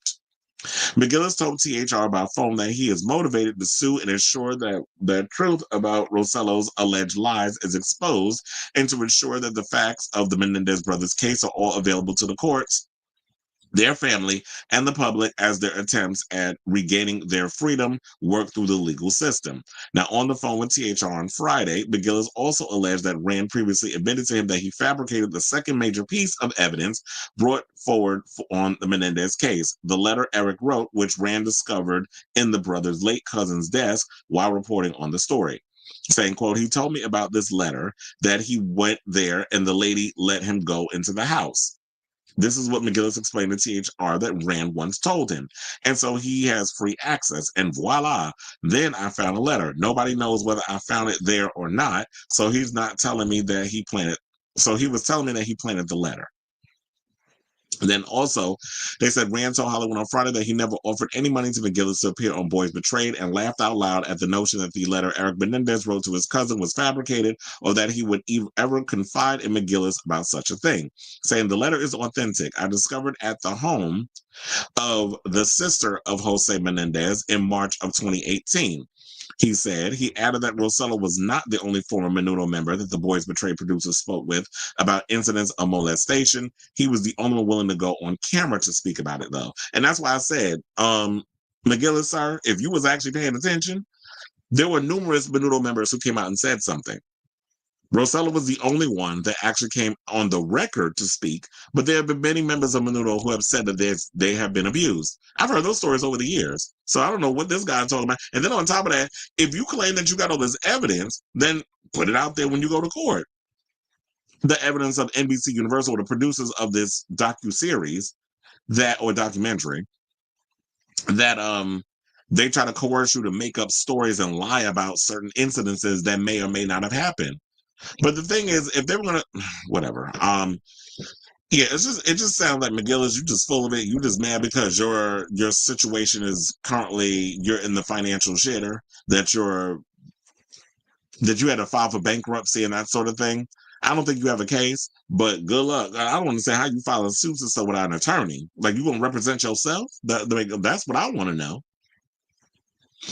McGillis also said that he took what he says Rand told him, along with other relevant information, to former LADA, or I should say Los Angeles District Attorney George Gascon's office, and that he felt it was taken seriously, but he was soon surprised to see the DA's efforts to get the Menendez brothers a resentencing hearing, saying his legal complaint was filed quickly without an attorney or firm because McGillis feels it needs to be seen as the Menendez case inches forward. So yeah, that's the latest that we have on this story. It sounds like a lot and it sounds like a hot ass mess. So I'll definitely be keeping myself abreast of this story because color me intrigued. So yeah, I definitely want to hear from y'all. What do y'all think of all of this that I just laid out for y'all in regards to this whole, there's two different lawsuits, one that's accusing and one that's denying that the allegations happened with this former Menudo member. So of course it's going to be his side. That would be Roy's side. And then you got Mr. McGillis' side. And somewhere in between lies the truth. I do believe that these boys was touched. It'd be nice if Ricky Martin would come out and speak about what he went through in Menudo, but I don't feel like he's at a point in his life where he's even gonna talk about it, address it, whatever the case is. I just feel like he's he's one of the biggest people to come out of Menudo, and he's gonna keep that momentum going. So I don't even think he wants to address any kind of abuse, if there was any, during his time in the group. Because after a couple of years they do switch him out because they always want to keep him young. So yeah, let me know what your thoughts are on this story in the comments down below. Hold on, let me get a swig of water. And I'm still under the weather. So I gotta keep this throat lubricated. Wasn't her last album called Beauty Mark? That's what I'm saying. Like, I think she did like an EP or something. Yet a macho man and homophobes say if a man gets R-word, if they're not a real man, they get made. Exactly. So that's why a lot of it goes underreported. It's misogyny. All right. So speaking of Teresa, let's talk about her daughter. So apparently, there is this new show. I don't know if y'all heard about it. That's coming out next month on Bravo called Next Gen NYC, which basically features a lot of Nepo babies. So it'll be like, just for example, the daughter of Teresa Giudice, and then you have Riley, who was the daughter of, well, Gia, because, you know, Teresa has 4 children. So Gia, who's 24, is the daughter of Teresa Giudice, and then you have Riley Burruss, who is the daughter of Kandi Burruss, who's 2 years younger than Gia. That would make her 22. I don't remember if I actually said Gia's age. Gia's 24. But anyway, so she basically appeared on her own. Child, she got a podcast. Like, everybody's got a damn podcast at this point. Y'all already know how it feels. Like, we're oversaturated. But apparently she has a podcast, and then she had they said she took to her podcast with Dolores Catania. I don't know if Dolores is like her co-host or if she was a guest. But nevertheless, Black Dolores was on the damn episode. And of course, based off of the clip, Dolores was just, like no opinion of her own. Just gonna follow whatever, you know, Gia and Teresa and them all say, because she's caught up in that bubble of whatever, the undying fealty to Teresa. So anyway, so apparently what happened was Gia mentioned that Riley apparently got upset because Gia compared Real Housewives of New Jersey to the Real Housewives of Atlanta. So we have the clip. We'll come back after we finish playing and we'll talk. Please hold. Riley, Kandi's daughter, I actually said to her once, I feel like Atlanta and Jersey give same energy. She got really offended by that. Really? Yeah. Why? I don't know. She looked at me and said, no, they're very different. Yeah. I said, okay. Doesn't look like that to me. I was very surprised, but she got very offended when I said that. That's not nice. It was kind of me also trying to bond over something. Yeah. You know, both of our moms are on Housewives. We're on Housewives, just trying to to break the ice. Break the ice a little. She didn't like it. Well, right off the bat, then you know that that's the pace of the relationship that you'll have with that person. Yeah. Very simple. Riley, Kandi's daughter. Okay, whatever, girl. It would have been, I don't know, I didn't watch the full clip or whatever, the full episode, nor do I care to watch it. But my thing was, that would have been a moment just be like, yeah, first of all, yeah, the only thing that y'all have in common is the fact that y'all are both on housewife shows, or your mothers were. Well, I don't know what's going on with Jersey at this moment. I don't even know if Jersey's coming back or if they're going to do a retooling or whatever the case is. We don't even know. The future of Housewives of New Jersey is up in the air. Now, as far as Atlanta goes, Kandi done moved on. She's out here doing other things. She is no longer part of the Housewives. She's currently producing Othello, which got snubbed recently for a Tony, a multitude of Tonys. So, but I'm like, and then it was just talking about, oh yeah, the Othello made all his money back. I'm like, yeah, if you were charging people $1,000 for the first couple of rows in your establishment, you too would be able to make all your money back in a matter of time. So that's nothing groundbreaking. Now, regardless of this, it's like, yeah, but there's two different things. One, Kandi's never gone to jail for any kind of federal crime. So I don't know where you trying to come up with some sort of comparison. I'm like, yeah, well, our shows are similar. It's not. I think the only thing that's similar about it is, yeah, you're both on Bravo. Y'all both sit down with Andy doing interviews, whether it's a reunion or y'all go up over there on Watch What Happens Live. It's an ensemble series about a bunch of women who just ripping each other's head off one minute and kikiing with each other the next, in between drinking and acting a damn fool. So those are the only comparisons that y'all have. But if I was to talk about, you know, Real Housewives of New Jersey has more in common with Love and Hip Hop or any reality show on the Zeus network than Real Housewives of Atlanta. Now, I have windmilled on Housewives of Atlanta numerous times on this show. Housewives of Atlanta is a little boring now. I'm just hearing that the alleged rumor is they're, floating around. Mia Thornton moved from Potomac and now she's over there in Atlanta and she may get added to the Housewives of Atlanta next season. But I'm like, at this point, okay, if she gets up on it, is it still gonna make the show interesting? No, I just don't care about these broads and stuff on that show. I just like the whole Housewives theme, the overall what it's about. It just doesn't. It's just long. It's a show that's long in the tooth. I don't think people care as much anymore. I just think people have outgrown it and they moved on. And at least with this next gen NYC show, which has the daughters, the children of, celebrities and housewives and other people and things of that nature. Maybe this will be the start of a new type of thing that they can come up with, because I don't think Andy can rely on the housewives forever.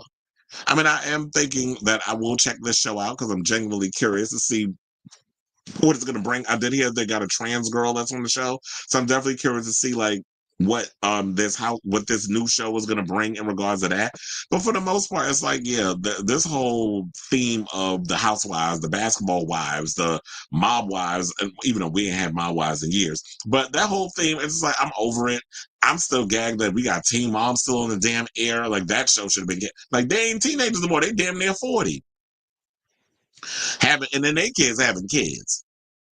And then you got Jersey Shore, which been on for like 20 damn seasons. I'm like, when y'all canceling this shit? Who's still watching Jersey Shore Family Vacation?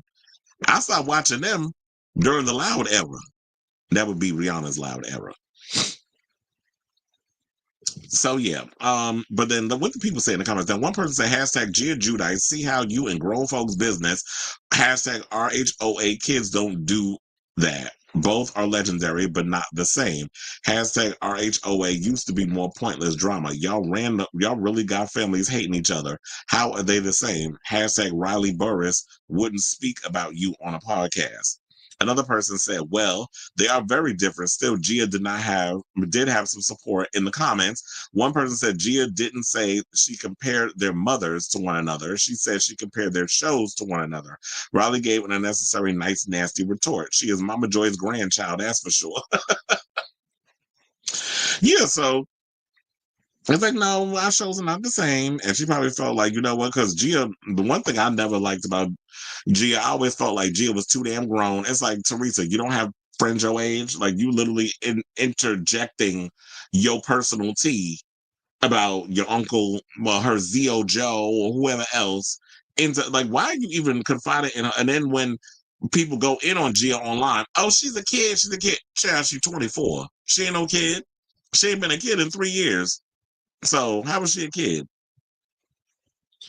So yeah, more people said never liked Dolores. She has a lot more that she wants to say, but yeah. And then the girls are fighting. Said, "Ooh." Another person said, "Bye, Gia. Slow and messy like your mama." Another person said, Gia didn't say. Oh yeah, I read that one. The Fallout Beldam said the one about the comparing the mothers to one another. Another person said Riley was right. Her mother didn't come on the show lying about her finances, hating on her brother and his wife, flipping tables because she's too slow to use her words. Kandi didn't do Fed time for scamming. Teresa made the RHONJ the white trash version of the Housewives franchise. And then somebody said Riley said, "Nah, y'all poor." I was like, "Child." Somebody went and called Dolores, "Don't get us started, old tramp." How y'all gonna say that about her? And then added her in the thing too. And yeah, Real Housewives of New Jersey, they definitely go down. And they said that old Karen trying to plant a messy bug. And so, and then one person said, and then we'll get off with this. One person said, why is she even trying to stir drama, not even knowing what happened, just basing her opinion off this little ass girl? Don't get us started. If I'm trying to make sense of what this person's saying, I think this is also her way of Gia's way of promoting this new show they have coming out. So that could have been it. I was thinking, yeah, so I think I'm pretty much done with this story. Because I got sidetracked over some Century stuff over there on Twitter. But anyway, I say all this to say, what do you guys think of this story in regards to Gia Giudice saying what she said about Kandi, daughter, well, to Riley, that she said that Riley got offended when she compared Real Housewives of New Jersey to Atlanta. Do y'all agree? Or do you think that Housewives of New Jersey is way more ratchet than Housewives of Atlanta? Like, Housewives of Atlanta had its moments, but they never got to a point except that one time when they was in a hotel room and Nene and all them, they was in their pajamas and there was a big fight that broke out. I think Christopher Williams was in that episode. There was, and there was Apollo and Phaedra, all of them, and Kenya being messy. So there was a little situation that happened there. And then we've had little things here and there where Portia laid hands on people and going crazy. But overall, I feel like Jersey is way more messier than Housewives of Atlanta. So let me know what you guys think of this story in the comments down below. So what I was looking at was I was looking at this something about Century and Thunderbolt. So I went to go see Thunderbolts on Friday, and what I'm gonna do is I'm gonna talk a little bit about my overall review when we look at the numbers and how well it did, and I give my overall opinion on the film. And remember, once upon a time, Stephen Yeun, because his name I just saw is trending on social media, and because he was initially supposed to play Bob, aka Century, aka The Void. And they picked Lewis Pullman. And when I looked at Lewis Pullman, I was like, no, that's Century. So I love Stephen Yeun, but I'm glad he didn't do it. He was initially, I think, was in it because the person that did this movie was also behind that show Beef on Netflix. So I'll talk about that tomorrow even further. All right, y'all. Wait, hold on, because I was like busy talking. I did not close these other windows. All right, so let's get into this story about Nick Cannon. So apparently we're in the FAFO era because one of Nick's many baby mamas fucked him, fucked around, and now is finding out because she's complaining that Nick ain't seen his child with her in over a month. So Scott, Alyssa Scott, by the way, one of the mothers of Nick's dozen children, took to her Instagram stories on Thursday and shared a clip from Cannon's appearance on Raven Simonier and wife Miranda Muday's Tea Time podcast. Now, in the preview, Cannon talked about how he insured his reproductive parts for $10 million, so $5 million per ball, how much each testicle is worth, and how the insurance payout would be split amongst his family. She said, ha ha ha, funny. Any plans on seeing your child? It's been over a month, Scott wrote underneath the video, tagging Cannon. But good to know she'll get some of your money if anything happens to your balls, SMH. A rep for Cannon did not immediately respond to Page Six's request for comment. Now, as previously reported on June 2024, he insured his testicles for $10 million because he considers them to be his most valuable assets. Well, yeah, when you laid them on and spreading it wide with all these little mixy broads, what did you expect? Of course it's going to be worth some coins, or your balls going to be worth some money. Because all you're doing is laying it low and spreading it wide with anything that look like her. But you want to know something? At the end of the day, I want to give a shout out to Mariah Carey. Mariah ain't got to worry about depending on your balls to take care of Moroccan and Monroe. She got her own money. She's an icon of her own right. And remember, she did it the right way because at least she was married to Nick before she started having kids with him. So all these other broads out here complaining, you ain't come see your kids. You ain't come see your daughter. And it's like, what would you expect then? There's 12 months in a year. He got 12 kids. You think he gonna have time to see all? This is why the same thing I don't understand about apartheid Clyde. I ain't having 14 and more children. Like you trying to create your own little thing. But we all know that dick don't work because you a damn ketamine queen. And when you doing all that special K, your meat ain't gonna work. So you gotta do IVF, which was something that his trans daughter Vivian didn't want to talk about. But that's a problem when she did Hasanabi's show. So now the Wild 'N Out star 44 secured a brand deal with soap company Dr. Squatch as part of his insurance announcement. He also confirmed that the policy is 100% real and clarified that the safety net does not signify plans to continuing expanding his large family. However, in a recent interview with Simonier and Madej, Cannon expressed that he personally was not the one who filed the insurance docs for his family jewels. He said he personally didn't do it. Someone else took the insurance policy out on them. Funnily enough, it started out off like, oh, this would be a good joke, but we really went through it. Still, he shared that keeps the legit policy in my office. Now, it's $5 million, as I said earlier, per testicle. If I happen to lose one, all the money goes to my kids. Now, in addition to Halo, Kenneth also welcomed son Zen with Scott. The boy died at 5 months old in December of 2021 after being diagnosed with brain cancer. Now, Kenneth is father to 12 children total, twins Moroccan and Monroe, who are 14, who y'all know he shares with Mariah Carey, as well as sons Golden, who's 7, and Rise 1, and daughter Powerful, who's 3, whom he welcomed with Brittany Bell. I can't with these damn names. Then he also has twins Zion and Zillion, and daughter, who are both 3 years old, by the way, and daughter Beautiful, who's 2, with Abby De La Rosa, son Legendary, who's 2, with Bree TC, and daughter Onyx, who's 2, from Lanisha Cole. Chill, I can't with these names, but that's the names he gave him. But like I said before, sis, you should not be surprised that all this is going down because you put yourself in this position. Like, y'all should have known that with one man having a dozen children with multiple women, that there was not going to be time for him, especially when he's doing all these, he's got the radio show, he's got the Masked Singer, he's got a lot of things going on. You think he got time to come visit them children? But like I said before, the only one who's in this situation that don't have to worry about all this mess is Mariah. Because Mariah is the superstar. Mariah is the bigger star than Nick. And she'll be success, with her success and her money and all that other stuff. She don't need Nick handing money to take care of her children. She's good. So y'all all around here scrounging around, hoping for a little handout or whatever the case is, because I thought it was cute or whatever to go lay down and have a bunch of damn kids with him. For whatever reason, I don't know.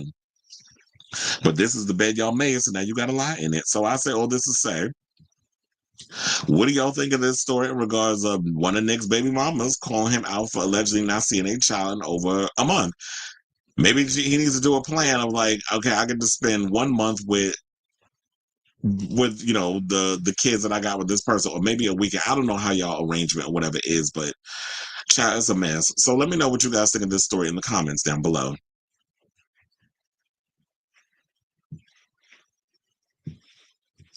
You said he doesn't see his other. I would not be surprised at all if he doesn't see any of them other kids. All right, y'all. So let's get into some Drag Race news. So we're about 6 days away, give or take. Well, after the end of the day, it'll be 5. I'll say this. We're about a week away from the season premiere of RuPaul's Drag Race All-Stars 10. And a couple of days ago, it was announced who the overall All-Stars Queens judges are going to be. Speaking of which, there was another drag show that came out too. The Kings of Drag or whatever. Oh my God, I was like, oh, I think I hit the wrong button. So yeah, I wanted to hold on because this was not the plan. I was going to bring this up. But yeah, so there's a show with Murray Hill that is going to be on the Reverie channel. Reverie. So yeah, so we have a stacked lineup of queens, some from Drag Race, and then I'll get into the Drag Race story in a minute. So yeah, they have because with the Kings of Drag, we've seen drag kings on the likes of Boulay Brothers Dragula, more so there than anywhere else. And we even had a winner come from the show, which would be Landon Sider, and then we have Throb Zombie, who was the runner-up on the show. So drag kings out here doing their thing. Now, in regards of that show, because we talking about judges and things, I don't know who the contestants are, but their show comes out on June 22nd. And Murray Hill, is a drag icon, a drag king icon in the industry. He's hosting. And some of the people who are going to be judging is Tenderoni and Wang Newton. Sasha Velour and Got Mick, as well as Reverie co-founder Damian Pelliconi. And also, they said that an esteemed panel of judges will be welcoming A-list cast of celebrity judges, including Cola Scola, Landon Sider, Vico Ortiz, Liv Houston, Kathleen Hanna, Cameron Esposito, Paul Feig, Lisa Rinna, Bridget Everett, and more.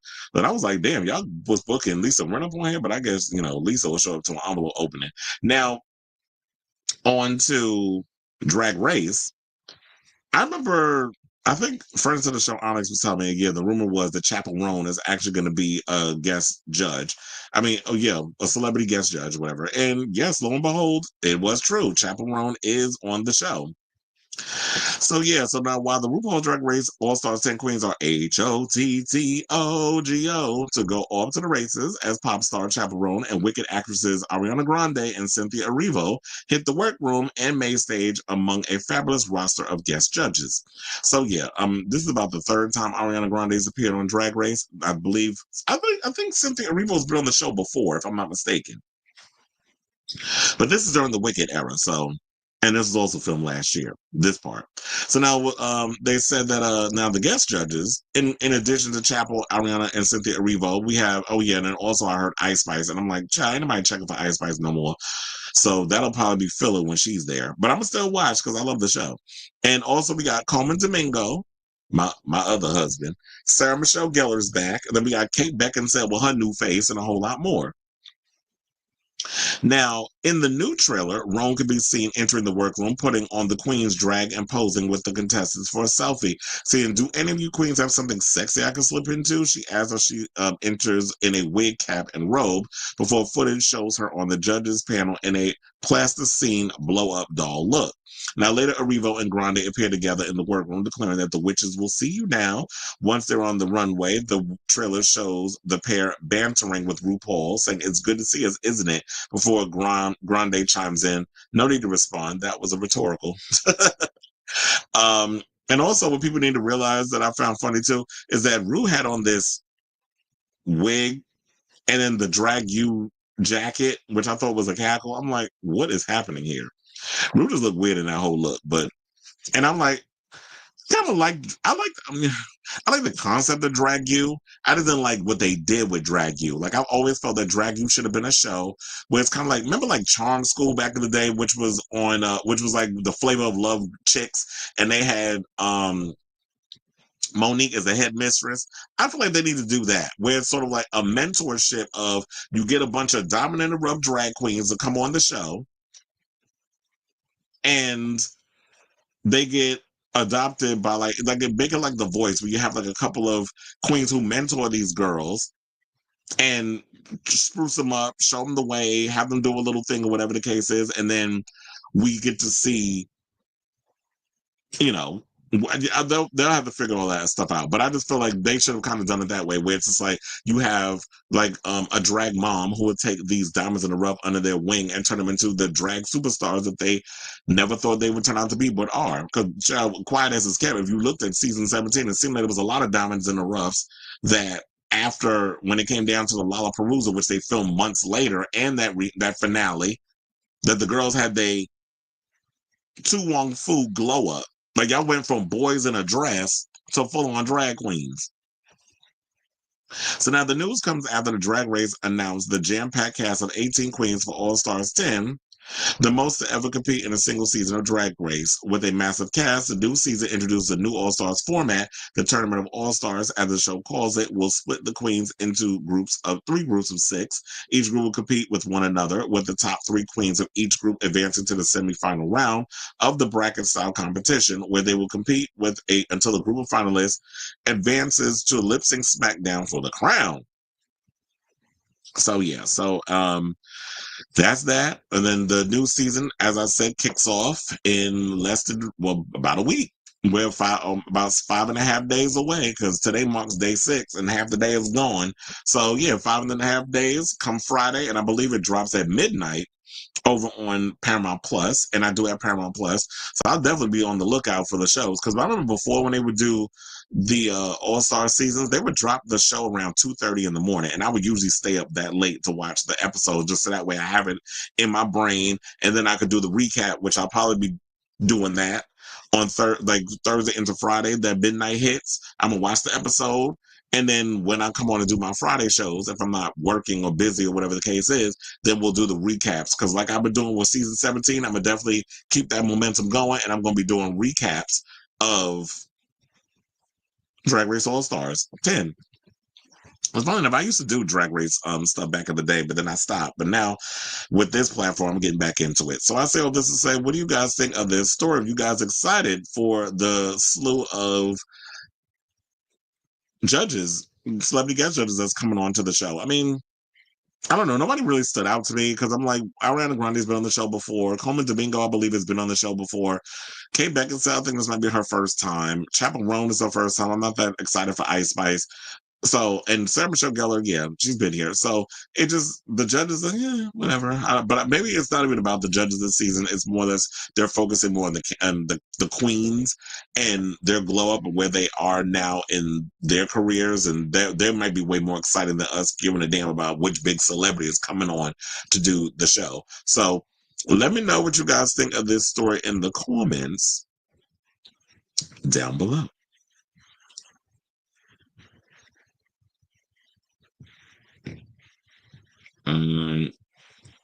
Before I say you the season 18T, it will spoil a queen's placement on the show and a major storyline if it's true. Yeah, send it. I want to know, damn it. So Cynthia was a guest judge for season 13. When the news broke that Cynthia and Ariana were on All Stars 10 together, I didn't believe it, but I guess it's true. They were saying it was Miley. Oh. Yeah. Cynthia was on the episode when Kandi had a panic attack and almost. Oh, okay. So with that scene, that's what I was like. I could have sworn that Cynthia was on the show before. All right, send it to me, yeah, and maybe we'll talk about it tomorrow. But before that, let's get into this mess. So hold on. So before we get to the final, well, we have 3 more topics left to the end of the show. So before we get to the final 3. If you can, please hit that. If you have not already, hit that like button. If you are new to the channel, hit that subscribe button and also smash the notification bell so that way you know when we go live with a brand new episode of Chris Emla Unfiltered. I'll also be putting timestamps of the show once the live stream is done, so that way for those of you who are coming in later on, you'll be able to just skip right over to whatever segment you want to get to instead of just the usual banter that we do in between the topics and things of that nature. All right, so now without further ado, let's get into this mess. So the homosexuals and the trans girls are fighting on social media in regards of the whole they them pronoun debate. I think I was trying to remember how the hell did this start. All I remember was that Funky Dineva did a video.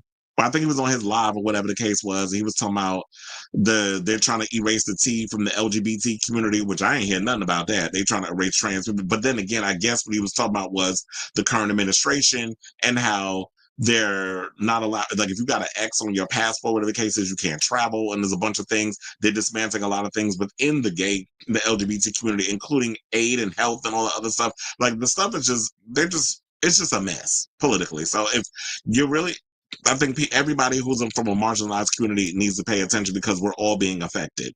So Funky went and did this little video. Shout out to Gay Magazine because they put all these videos and stuff together. I have clips from Gay Magazine. I also have Anjelica Ross, who y'all know played Kandi. Speaking since we was talking about Kandi earlier, we was talking about Kandi Muse. Now we talking about Kandi.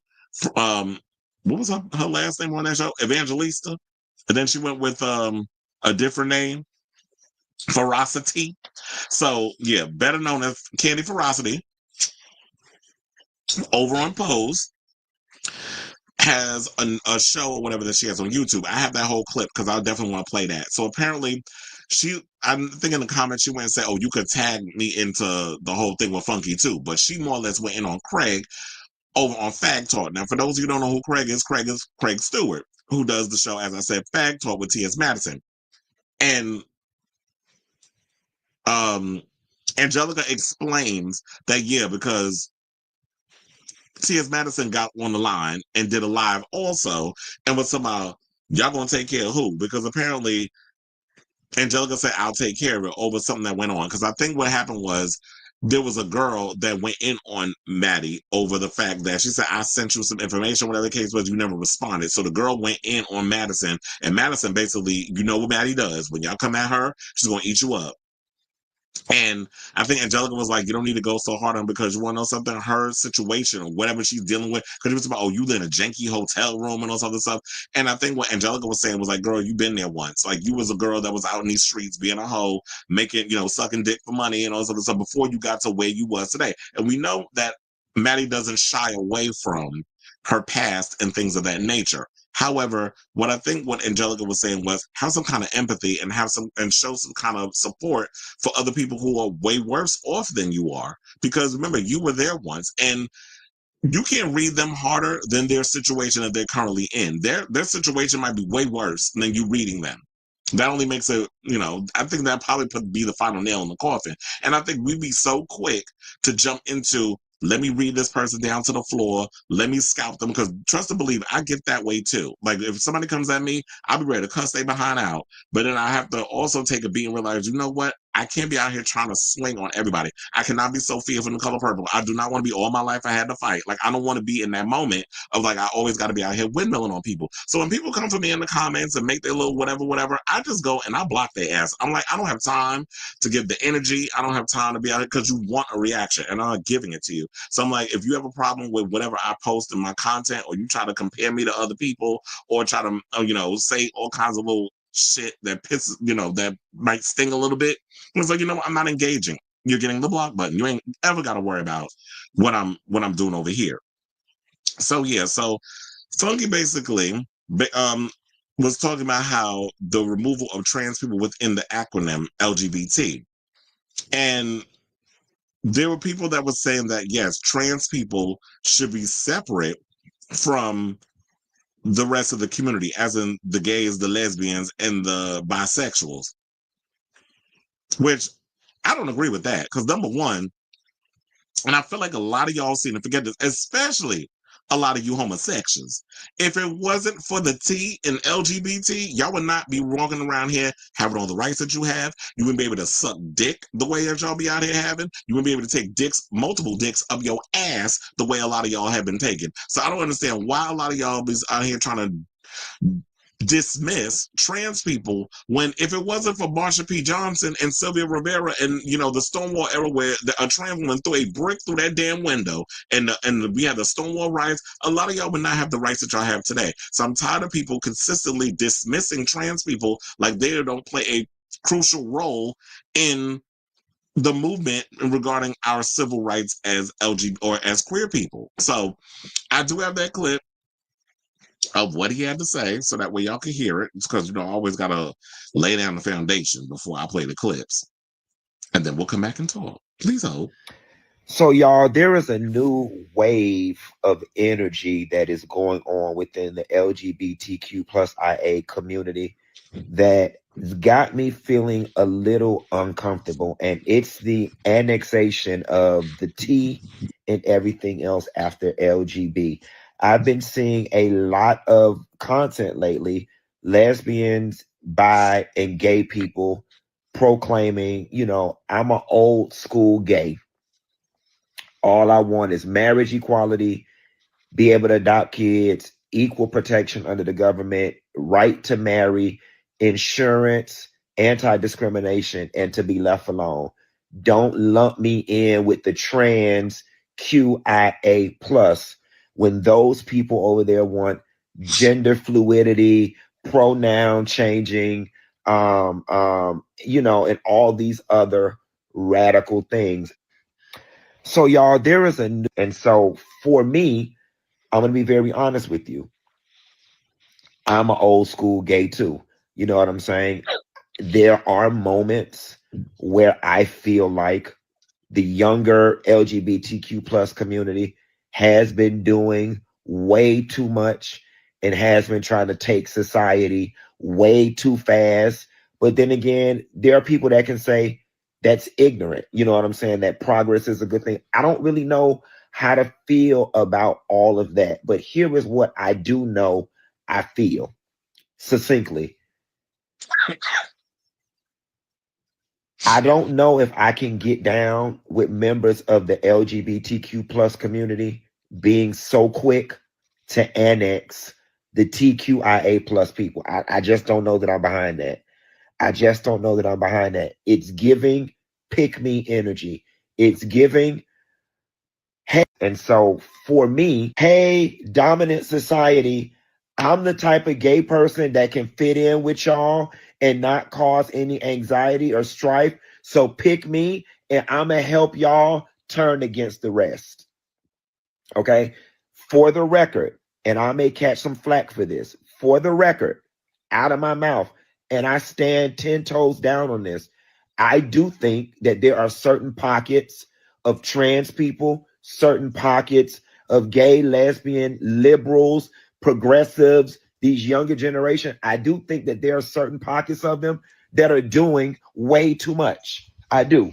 And I'm not going to spend the time right now to define what way too much is. But I will say, you know, y'all kind of fucked it up for all of us when y'all was doubling down and tripling down on this pronoun bullshit. Okay.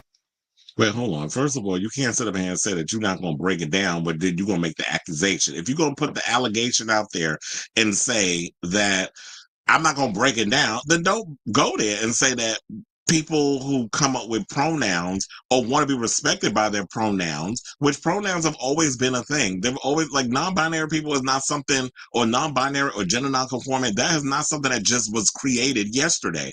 They've always been non-binary people. Hello, you've never heard of two-spirited? Like, and then I remember hearing the other day, somebody was surprised by this whole two-spirited thing. I don't remember where I heard that from, but I'm like, where the fuck have you been? First of all, they've always been in indigenous communities, two-spirited people.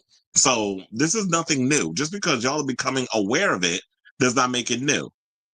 Okay.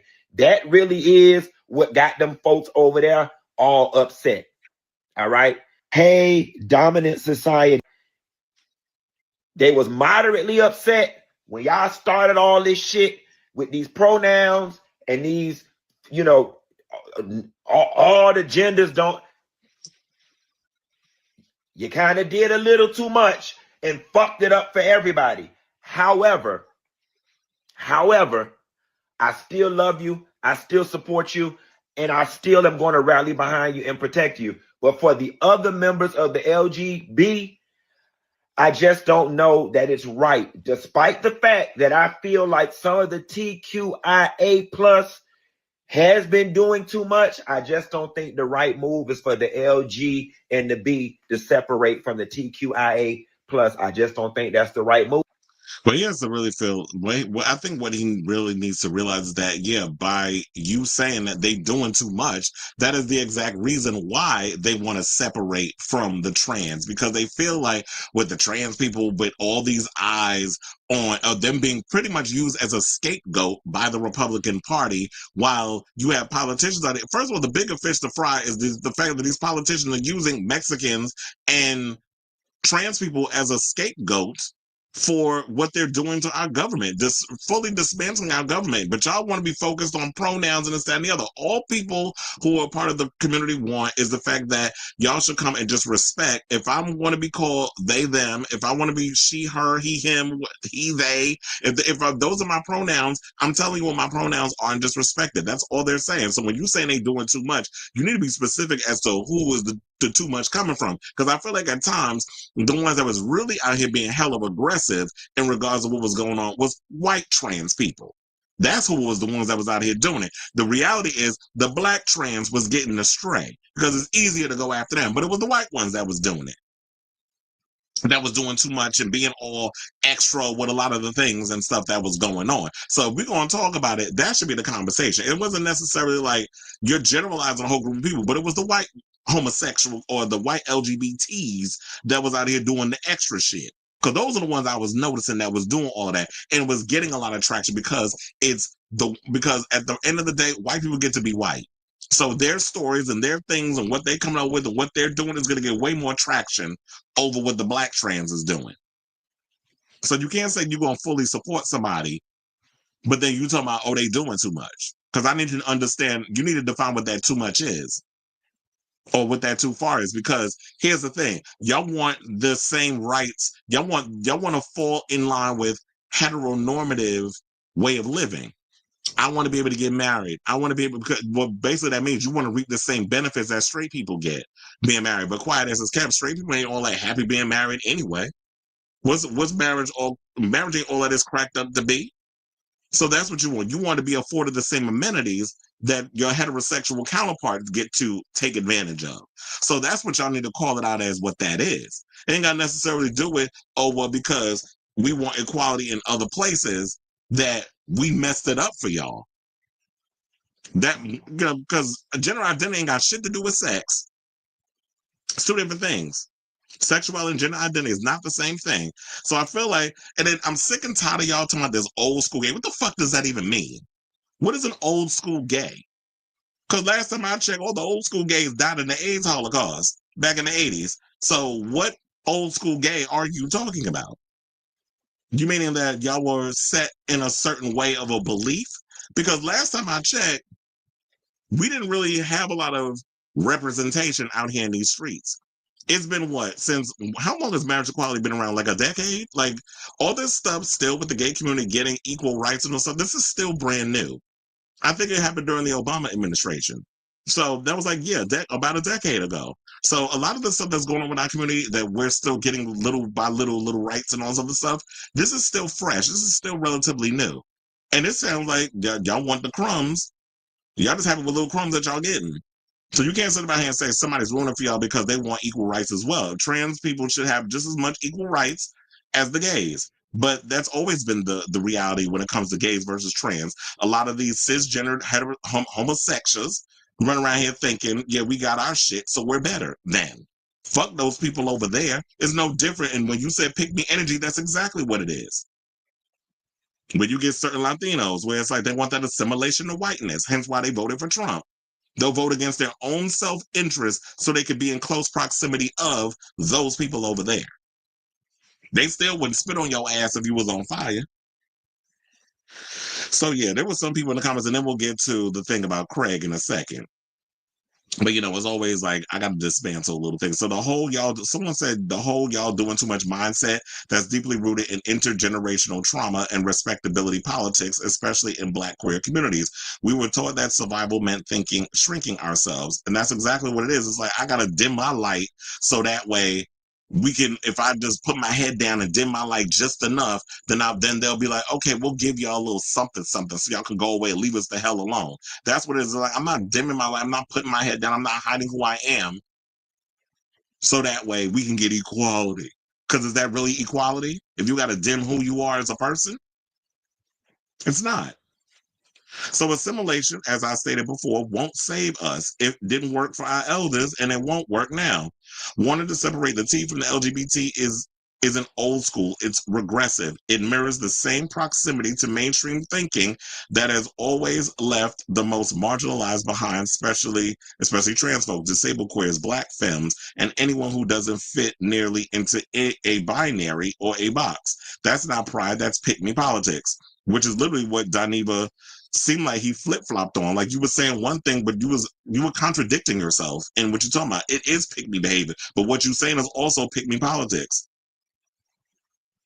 So the goal was never to go along to get along. The goal is full autonomy, liberation, and basic decency for everybody, not just the ones who've been deemed respectable enough by systems that were never built for us. If having a few rights means you're ready to throw the rest of us under the bus, that's not progress. That's just colonial survival rebranded as tradition. So shout out to the unfucked therapist. That's who wrote that.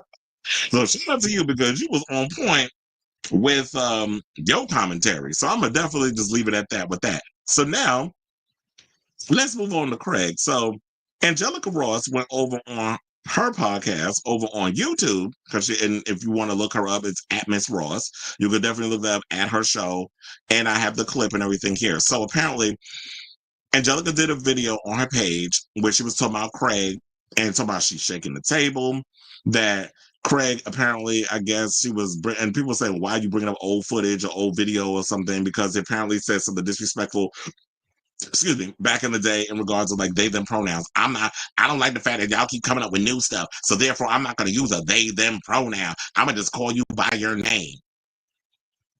So basically, he's saying that it's easier for me. And in the beginning, I was kind of with him on it because I was like, you know what? I don't want to make the mistake of calling someone by the wrong pronoun, because a lot of times what happens is when you call somebody by the wrong pronoun, if I go and say he instead of she, or they instead of he, or whatever or whatever pronoun you want to go by, y'all be ready to rip people's head off. It's like, bitch, you need to relax. Number one, I don't need all that aggression.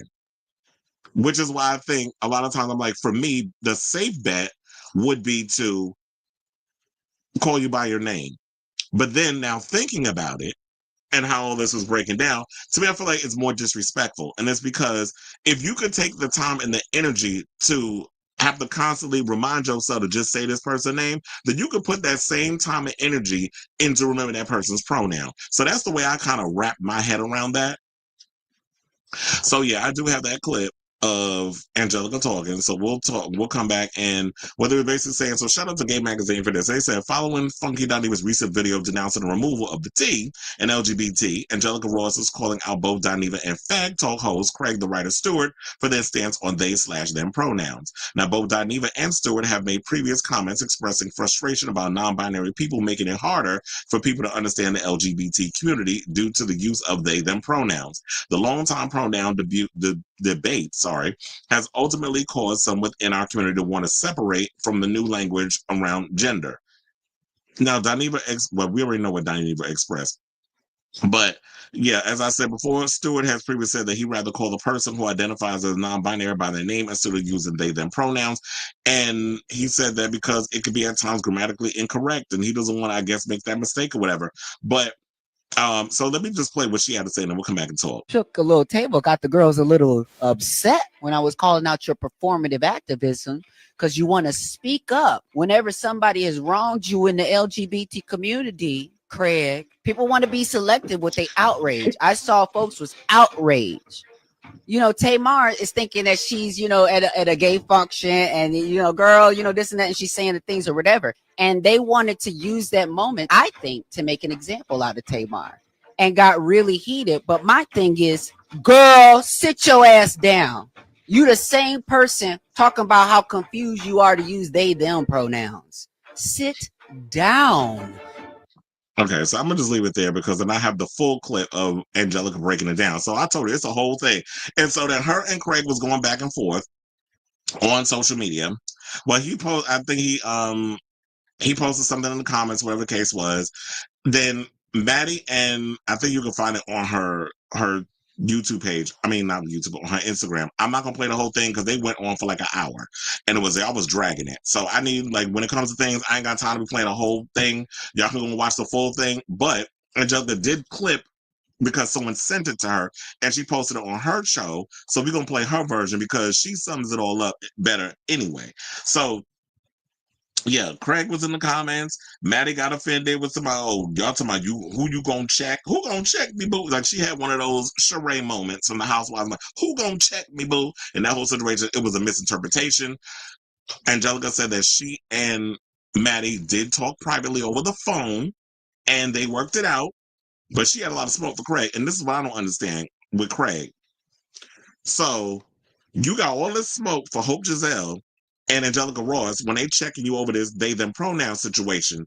But the second that Tamar Braxton read you down to forth about you had your titties out, and also calling you girl, but you getting offended because that's not your friend, but you have no problem when your friends call you girl, which is understandable. So you get mad when they calling you the wrong pronoun because she's not your friend, and you feel like it's some fag hag who's got a little too comfortable. So you give the fag hag a little more grace than someone within your own community. And this is a problem that I have with a lot of these faggots and butch queens in our community, where y'all will give more grace to the cisgendered straight woman who will consistently disrespect you over the trans girl or the people within your own damn community. Hence the same issue I always have, how a lot of you homosexuals will support a straight pop star who low-key hate y'all asses behind the scenes, but sit up here and talk about LGBT, I love the gays every second because y'all got the money.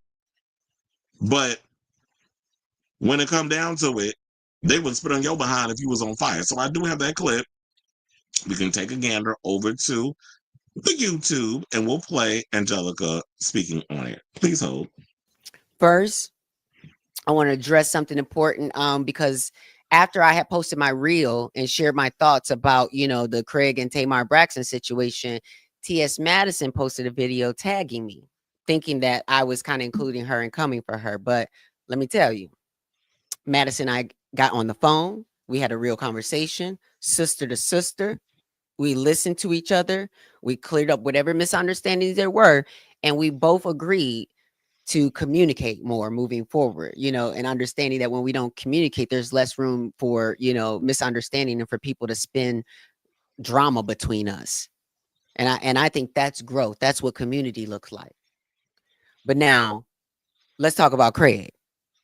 So I got a clip here that one of my followers sent me showing exactly why his response is not just missing the point, but it's actively harming our community. So let me play this clip for you real quick. Oh wait, hold on, because I gotta fast forward because she apparently didn't. What happened was she apparently didn't have the clip, so she had to go and pull it from her phone.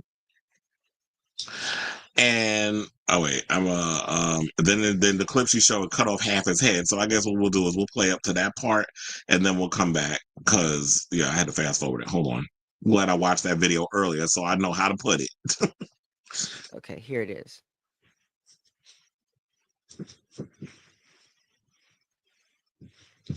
What I said was, then, now, and forevermore is I respect non-binary people.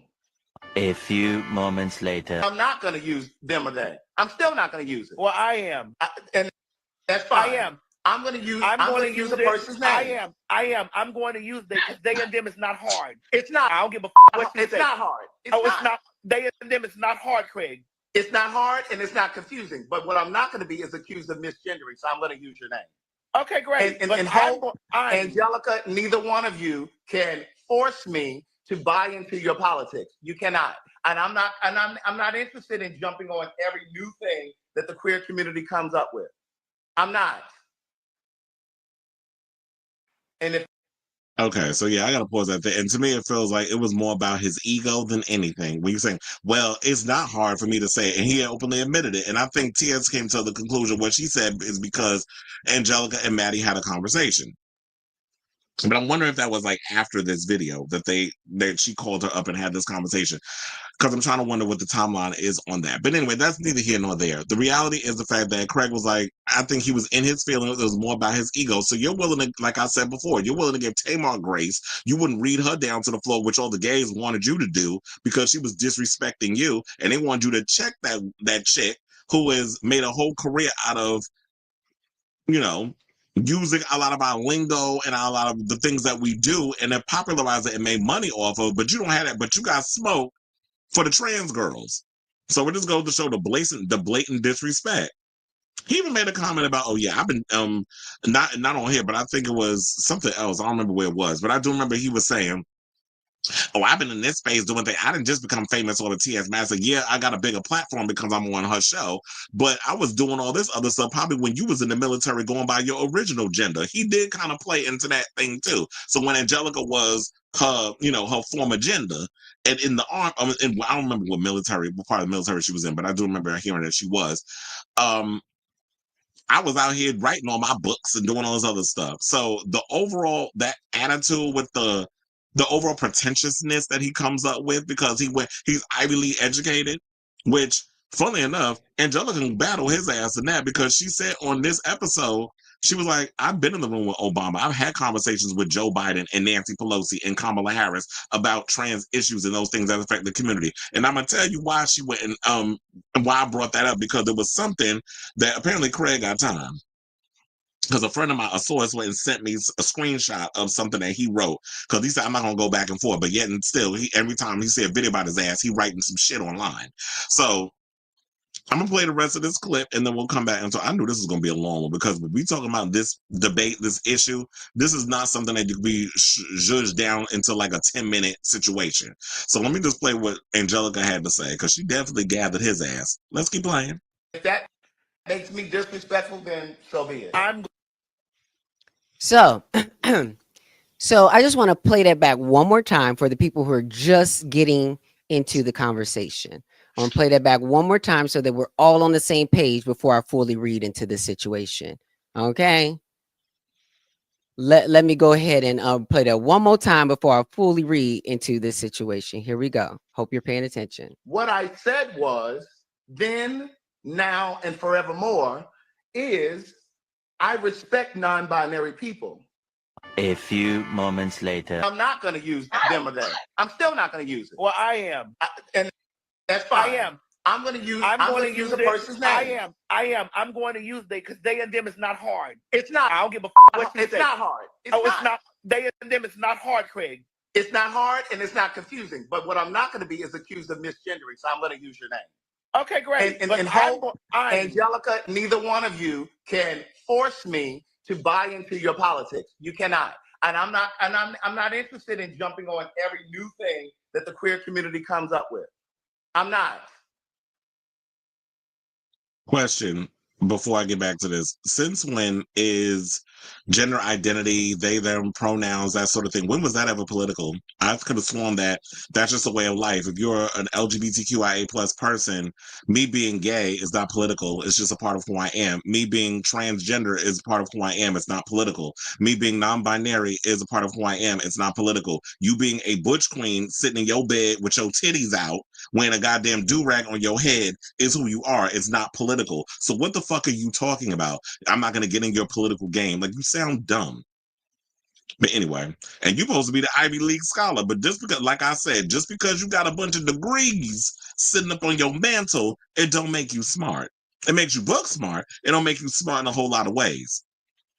But let's keep going. Let's go back. And if that makes me disrespectful, then so be it. Okay, so y'all heard him, right? If that makes him disrespectful, then so be it. So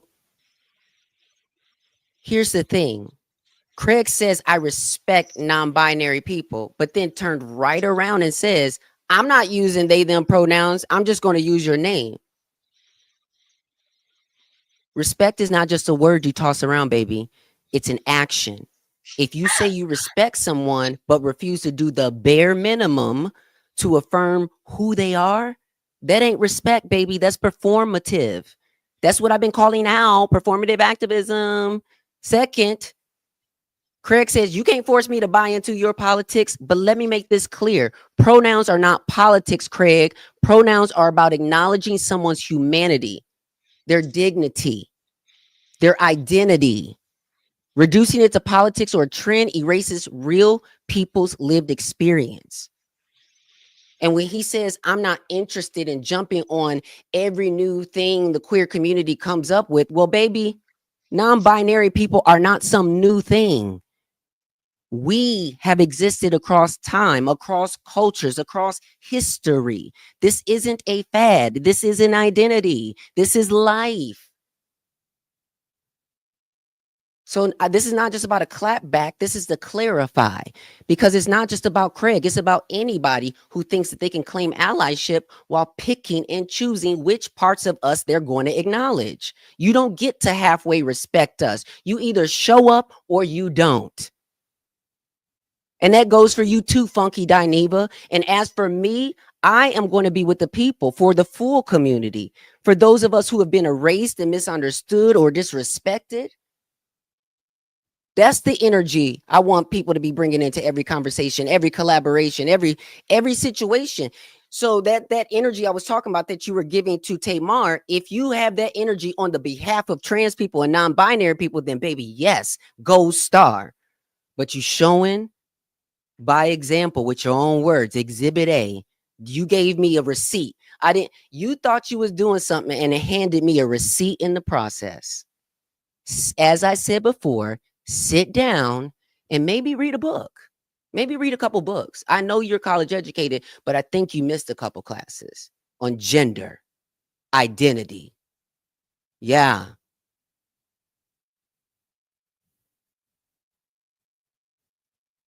Yeah, listen, I know that the pronouns are hard, but listen what I'm trying to tell you here.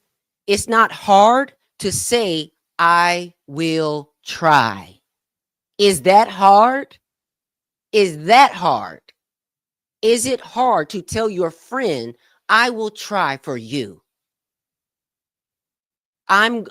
When I mess up, I'll divert to your name, but I am going to try using your pronouns. It is that simple. Mm-hmm.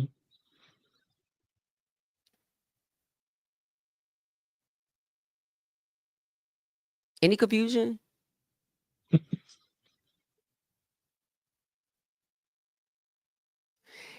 Craig is given very much mask for mask, and that's why he hollered, because he's a hit dog hollering.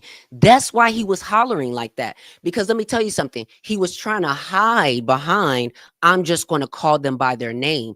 Let me make an example for you. Let me tell you an example. My mama, when I first started transitioning, we would go to the department store and she would be slipping up saying he this and he that in front of the people. And I'm like, I don't know who she talking to. I don't know who she can't bring it to herself to say she. I'm just not going to be able to call you she. Then it was, I'm not going to be able to call you Anjelica. I know you by what I named you. So all you doing, Craig, is now being a part of the chosen family who's choosing not to respect you. Now you're the chosen family who's choosing not to respect my pronouns. Because with my mama, she was like, well, okay, so instead of saying she, okay, then I'll just say Anjelica now. So now she would say Anjelica and say my name so she wouldn't have to say she. Because it was too hard for her to say she. So she would say Anjelica. But at least we got to a point where when I knew that she was trying, when she told me, you know what, I'm going to try, then I saw her going back and forth between pronoun and name, with effort, with love. I saw her trying, and that made me feel like she loved me, like she wanted to respect me, like she cared. That's all people are asking for, is to feel like you care. You care enough to learn, but you can't be bothered.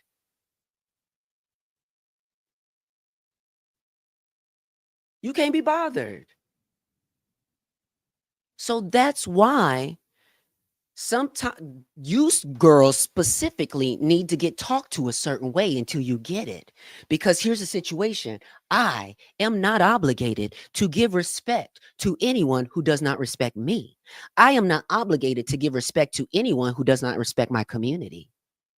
So you're going to be a girl from here on out until you learn some respect, girl.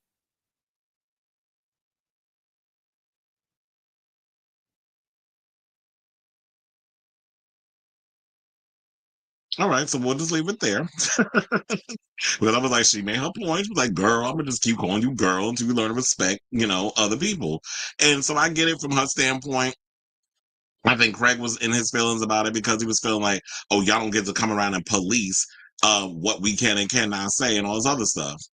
Ciao, bye. But then, of course, like I told y'all before, so we can wrap this up, that he went in and also continued to comment on the situation, because it said, I'm not going back and forth with nobody who helped usher this current administration in at Anjelica Ross. We use fag talk incessantly to speak to our 13 to 15,000 weekly live viewers to campaign for Kamala Harris at Anjelica Ross. You did the opposite. That told me everything I need to know about you. While the they, them, she's, and the Latinos for Trump were busy sounding off against fag talk, remember, we fought for your rights while Anjelica Ross fought against them. Don't you ever forget that. I cannot believe this motherfucker really sat up here and fixed his mind to write this bullshit in real time. So he also said, I said I would respect non-binary people by using your name. And put your name in caps, like he Kanye, and then said, and at Hope Giselle, it was just a few short years ago that you were judging and shaming trans sex workers. We haven't forgotten. It wasn't until your views started to increase a bit that you changed your tune. We see you and the trans girls do too. Now, who's the fake activist? This is all either of you get from me. And then put up a black fist. So now all of a sudden he Mr. Umgawa Black Power by sitting up here also reading trans women and trying to act like he's a real activist. Oh, because you got on your platform and you were misinforming people? Because I didn't hear not one fucking word from your mouth.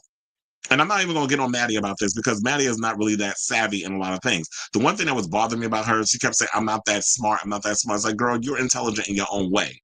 You're not book, there's like street smart and then there's book smart. There's people who are really intelligent and picking up things, but they don't articulate it in a way of like some scholar or whatever the case is. But I ain't hear not one of y'all up in here talking about Palestine and the things that was going on with that. So you sitting up here talking about what we were supposed to vote for Kamala because she's a brown woman? Like, that's not the only reason why I'm voting for somebody. There was issues that was going on with Palestine and all this other stuff. I didn't think that Trump was going to do a better job. Anything, the shit out my ass would have been a better president than Trump. But for the most part, people were like, no, we're not going to be voting for.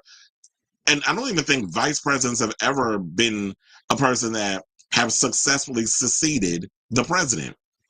Al Gore tried running for president one time, remember? Did he win? No. Kamala Harris was a vice president. She ran for president. She didn't win. And people felt that they were getting Biden number 2. So this is the Democrats' fault that y'all didn't have a primary. Y'all didn't want to put up other voices. Biden thought, oh, I beat him once, I could beat him again. So we're gonna have 2 dementia victims going head to head with each other. So they picked the worst of the worst, and they ended up picking the orange turd. Now we could sit up here and talk about stealing elections and things, which I saw videos of Trump admitting that numerous times already. He's admitted it 3 times, so, and nobody's checking the gates. And she even said, "I'm not gonna contest or whatever." It's the same thing of Democrats, per usual, sitting on their hands and allowing the destroying of our democracy. Well, we have to play dead and we gotta play possum, and then they're gonna do so bad that people are gonna get so frustrated and they're just gonna vote Democrat while we do nothing. Like, this is what our current administration is. And then kind of find out there was a story that came out that the Democrats lied. They said they had a whole plan they were trying to plan on a ceasefire with Israel. There was never a ceasefire in place. And how could they when we have corporate Democrats taking money from AIPAC? So when you have people like Biden and other corporate Democrats, especially Cory Booker, don't even get me started on him, and Hakeem Jeffries and all of them, taking money from Israel. Trump is no better. He took money from Miriam Adelson, and I'm sure he's got other people, from Israel where it's where they've been taking money from. So that's what it's all about. So I'm sitting here talking about what did he say? They ushered in this current administration. Oh, because we didn't all go in lockstep and just decide to vote for Kamala Harris because people actually give a damn about people outside the United States. The whole Palestine movement. That's why you're calling the pro-Trumpers. I don't like that argument just because we don't want to go against the establishment, and we're not going to vote in lockstep for bullshit and propaganda that makes us pro-Trump if you didn't vote for Kamala. Like, to me, that's just old school thinking. Since you want to talk about you are old school gay, then I guess, yeah, you are an old school gay in every sense of the word because you think like a fucking boomer. But then again, he is a boomer, isn't he? Oh, no, he's Gen X because he's like 40. I think he just turned 49 today. So, yeah, today's his birthday, but you had time to get on the line and continue to read Anjelica down to the floor. So, yeah, at this point, it just seems like we just going to have to agree to disagree. It's just going to be an ongoing debate. Craig said that he is going to address this even further when he and Maddie get back from Fag Talk, so I don't know when that's going to be. It's probably going to be this week.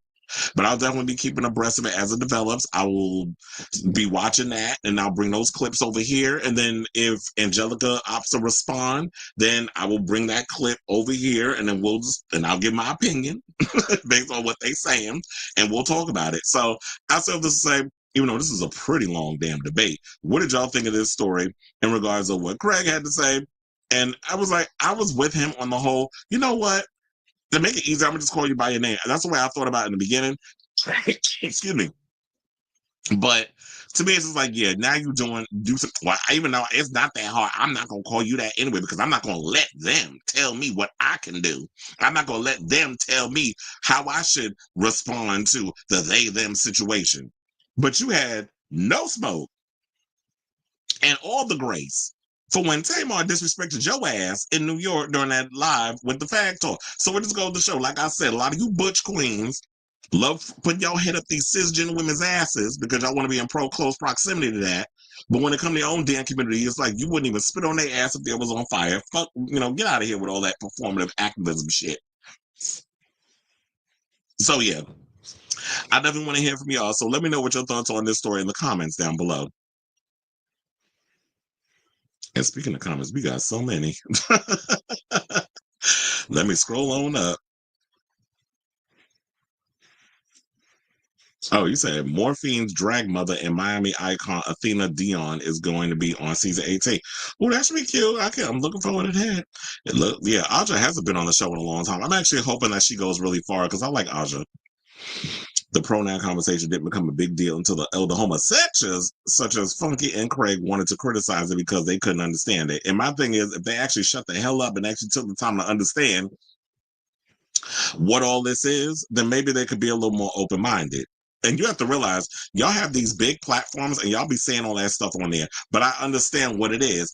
A lot of their audience happens to be women, particularly Black women. So when you have that being in your big audience, I would think that your responsibility would be to be a little more open-minded and understanding of these situations. That y'all a bunch of forgets all over social media with a huge platform, and there's already cisgendered women who have a problem with trans women, and y'all want people to respect y'all and be open-minded when it comes to y'all, which is why I found it funny that Funky doesn't even throw a whole conniption fit because people was upset that, it's like, but you want me to be a show pony, but when it comes to me actually talking about my relationship and things that's going on in my life, my personal life, where I got a man and all this other stuff, that y'all don't want to hear. There were people that were literally having a problem with, you could be a homosexual, but we don't want to know that you out here fucking.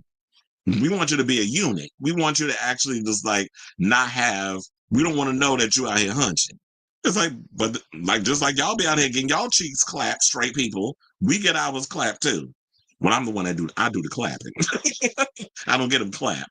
Well, back in my 20s, I used to get them clapped, but then I was like, bottoming is not for me. And they said the QIA plus is doing too much. Intersex people don't even bother anybody. You never hear them complain about anything. Exactly. Because all everybody's used to is the L, the G, and the, we don't even, bisexuals aren't even in the conversation 9 times out of 10. I find it funny how learning pronouns in middle school and high school wasn't a problem, but now that people want to express themselves personally, it's all when it comes to pronouns is now a problem. I just feel like it's all social media. Now that everybody got a damn phone and know how to go live on some shit, they just feel like, let me just say something stupid so I can go viral. Magical Mermaid says, "Miss you, Chris." Thank you. I missed y'all too, but it was a lot between working and then I got ill. It's like I needed a moment to gather all this together. And then on top of that, my internet was acting a fool. So even when I wanted to go live, I couldn't. I think I just needed to reboot the computer and update the computer. The minute I did that, my internet was fine, but it just kept going in and out for like the past couple of days. Yep, so I was right. The homosexual marriage been around for a decade. So I would say it's relatively new. I've got a godchild older than gay marriage. So Obama helped for sure. Many gays been working for years before that, of course. I don't understand why people just can't respect one another. You don't have to understand it. Just put your biases aside and respect. Exactly. That's what I say. If it ain't hurting you, why do you care what people do? If somebody wants to transition to become the opposite gender, why does that bother you? If they the one that got to live with that body until the day they close their eyes and go up to wherever, heaven, hell, wherever, whatever you believe in. So I don't know why it bothers you. If people want to go out and do things, as long as they're not hurting nobody, I don't care what you do. I don't know why it's just like people just aren't happy with what their life, so they want to try to control everybody else. You could barely control your own life. How you want to try to control mine? Man will always try to figure out a way to separate the vulnerable. Trans people are the stepchild of the gay community. Unfortunately, I have to be honest. Reading The Room, I believe trans people is about 5% of the gay. Yeah, they are a small minority. And then the worst part is we're a minority ourselves. The LGBT community is a minority within itself. And the gays are the ones who will discriminate against the trans. Like, we've seen that, and they showed that in Pose. But I was aware of that when I was coming up too. But then I was never like that when it came down to it, because I had trans friends. So I was always like never discriminative in that way. But I knew people who were. It said, are many gays upset that the red hats were able to weaponize trans people this last election? Probably not. They probably was the ones wearing them damn red hats. Quiet as it's kept. They, them is not hard. Neither one. You can force me into your politics. This is why I can't respect Craig for him. Well, I already said that. A lot of y'all in the comments don't be liking him. And I was trying to give him the benefit of the doubt, but like after watching this, I'm like, you know what? Y'all was right. He is an asshole. And what I'm hoping is that, child, I really hope that Craig don't be the Achilles heel in Maddie situation like Kaya was. Like maybe at this point, Maddie is somebody who's better off alone doing her own show. But it's look, but I know some people's like, you need to check him. You need to, and it's like she is not his keeper. He's going to stand on what he says, and he should have a right to stand on what he says. He could be the, Maddie has her is a celebrity. She can't really go too hard on certain things based off the spaces that she floats in and who she's friends with a lot of celebrities. But Craig is an outsider looking in, so I guess he could be a little shady with the stuff that he says. But you said munching off of her career. Because no one wanted to buy his greeting cards. Well, you mean that pay for your say, which I know he been trying to get so many people into that, and nobody is buying them pay for your say. They be thinking it's a scam. Look, that shit with Trump and Caitlyn Jenner, the crypto scheme, the meme coin scheme, whatever the hell they were doing, that now that's a scam. Is it me? Is the older gays just not know how to survive and are attacking the younger generation for not keeping traditions? Excuse me. I do think that history is important, that a lot of the younger gays need to learn their history so that we don't repeat them. But I think also is that, I think there could be a little survivor's guilt because, when the AIDS Holocaust came and wiped out a lot of the elder gays, a lot of them just out here surviving and, excuse me, and figuring out how to navigate in situations. But because of social media, I do feel like it is becoming more and more broad. They said there's more queer people in Gen Z than any other generation, any demographic. So I think that because it is becoming bigger, it's becoming far more broad in regards to the generation. There's a lot more queer people coming out of Gen Z, and I'm sure it's probably going to get even bigger with Gen Alpha. That I think a lot of older people are probably feeling put out the pasture, left out, and that they're not being seen. But you have to realize that the world's consistently evolving. The human people are consistently evolving, and you just got to be open-minded in that way. But do you remember Kamala is for they, them, Trump is for you? That's when the gays that feel superior than the others begin to talk. Yeah. And that I think is what Kamala always gave me, that she kind of was like that type of politician that looked down on other people. You know who also did that too? Craig gives me that a lot of times when he talks. And another person that does that for me is Sunny Hostin over at The View. She pisses me off a lot of times when it comes off where she she has this superiority complex where there'll be times where she'll get on the show. Well, y'all go and believe people on podcasts and things versus someone who actually went to college and has all these degrees. But I'm like, sis, but you're a slave to ABC and their propaganda. So if you was a free woman like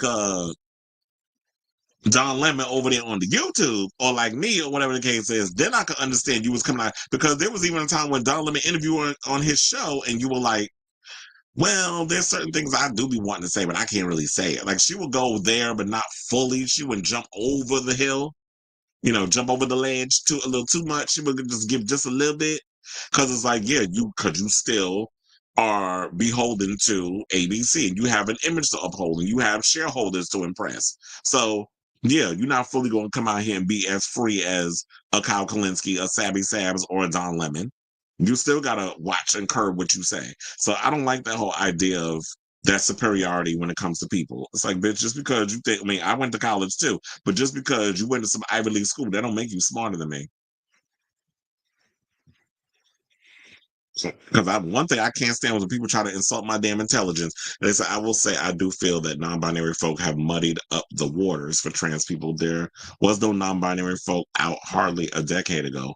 Yeah, and I was thinking social media wasn't what it was then. And it's like we get new terms, evolution. And I do think that it's because white gays and stuff, white queers started coming out with all these different things. And yeah, because you're white, a lot of this stuff will get way more traction and way more attention, but it just seems that the black queers tend to get the stray because it's easier to go at them. But the white people come out with saying, oh yeah, I want to be a tree today. And I'm just using it as an example.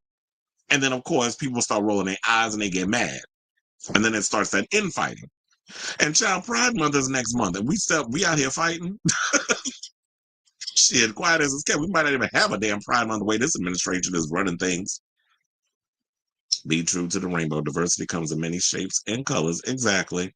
I truly don't understand non-binary. To me, it's like blackface for not blackface for trans people who have actually transitioned. However, I will respect non-binary people enough to use their preferred pronouns. Well, but I don't think do non-binary people identify as trans. I don't know. Sometimes it just be too much because the one thing that do irritate me is that sometimes y'all be coming out with a laundry list of stuff before I can even find out what your damn name is.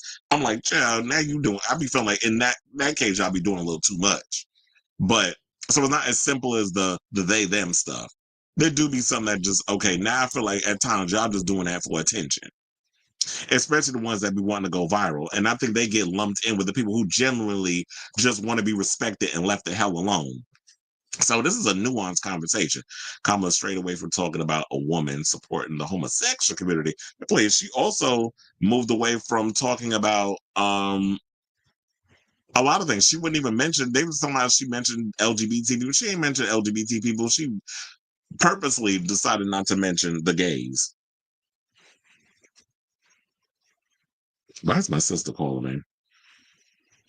It's like, girl, I'm in the middle of a show. It's that our politics are being weaponized against us by corporations. Exactly. International money, our country's biggest threat. And the funny thing was with the corporations and all this other stuff, like even with all the things that they're talking about, they're not supporting the queer community. It's like, yeah, in this current administration, y'all showing y'all true colors, which is why I said in the beginning that whenever Pride Month comes around, it's all performative. They don't really care about us.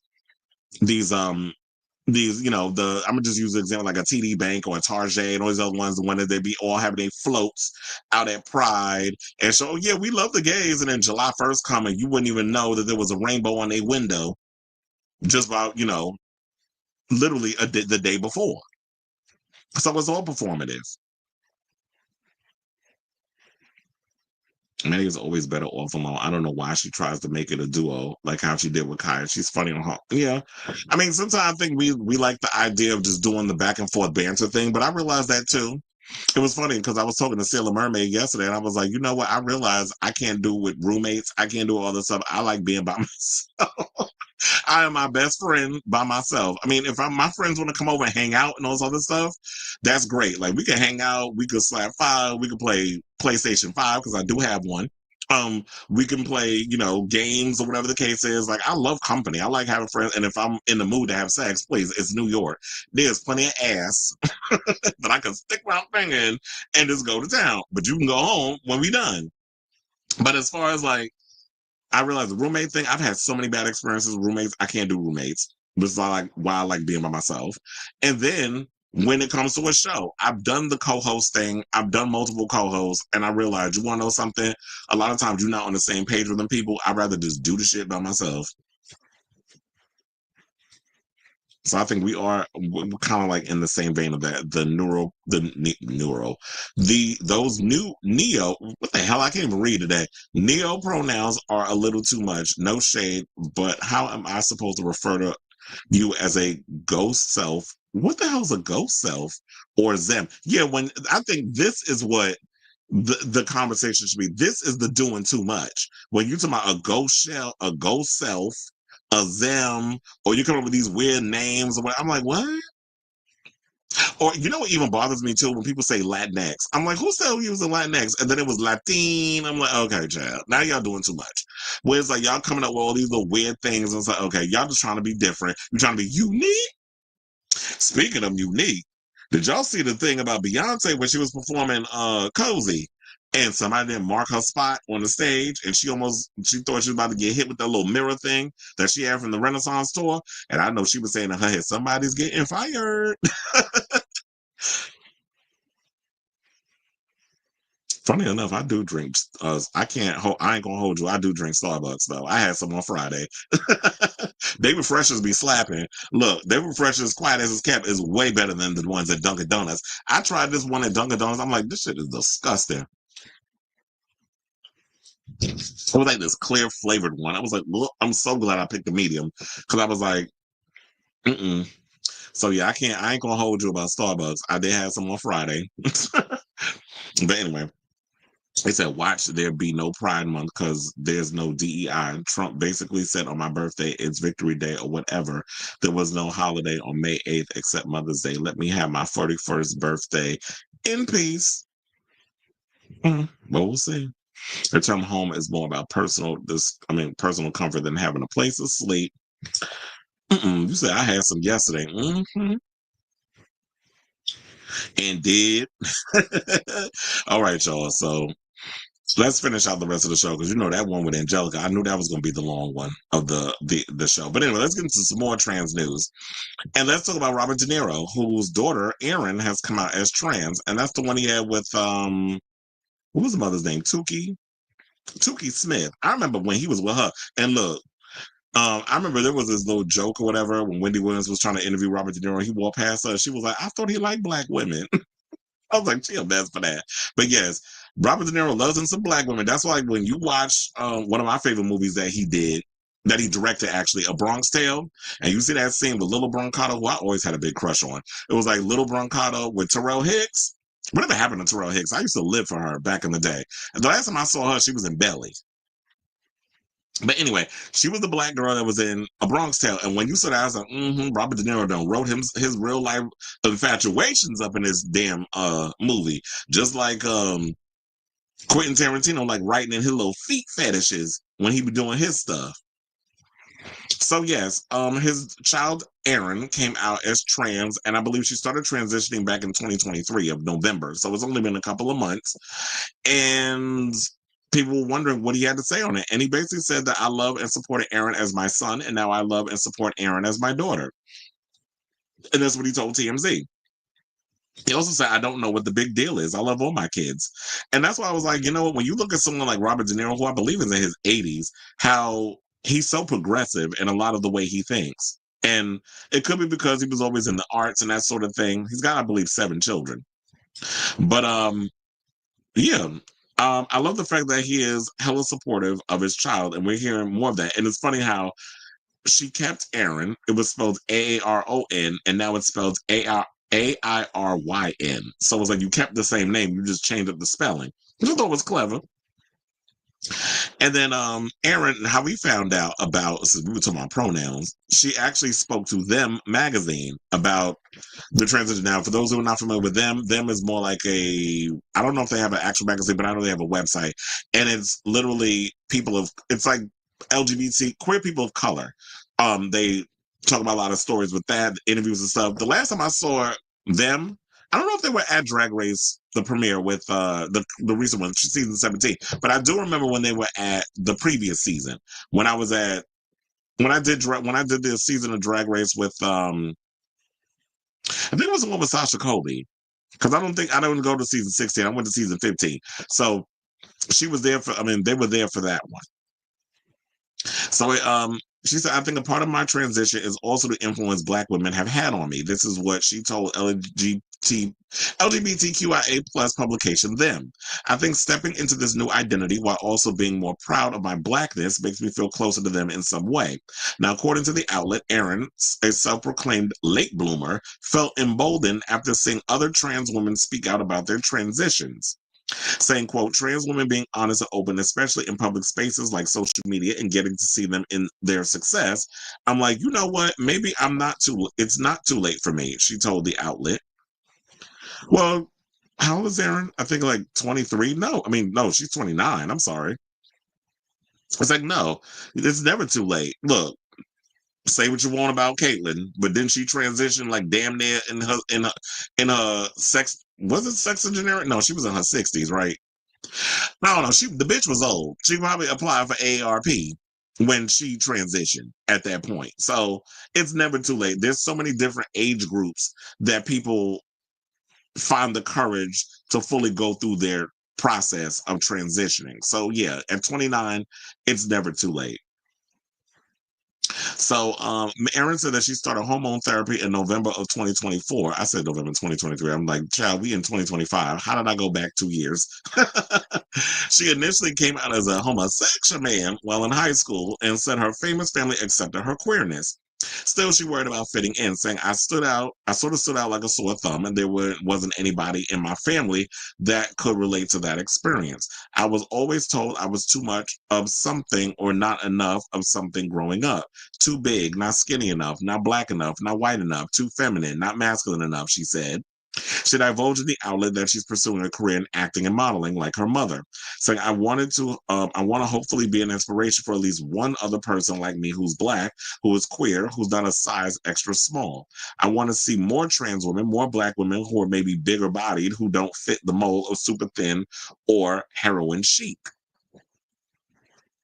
Now, so Robert De Niro's 81, because I was wondering how old was he? He's a father of 7 kids from 4 separate relationships between the ages of 53 and the most recent being a 2-year-old. So by the time that child graduates high school, Robert De Niro might not even be on this planet anymore. Now he shares his youngest child, as I said, daughter Gia Virginia Chen De Niro, with girlfriend Tiffany Chen. So Robert's still out here making babies. Can you imagine being 81 and still having kids? Look, what's his name? Did Al Pacino? So if Al Pacino could do it, then Robert De Niro could do it, I guess. So congratulations to you, Erin. I'm glad you decided to finally come out. I've been wanting to do this story for the past couple of days, but never was able to get around to it. But I'm glad, that you came out and being your full authentic self. You're going through your transition. The great thing about it is you have parents and people around you who love and support what you're about and what you do. So shout out to you, sis. Kudos to you.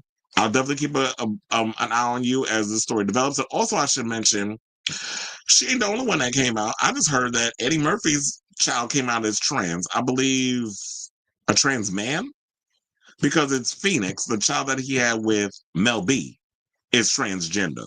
Which I'm like, okay, all right.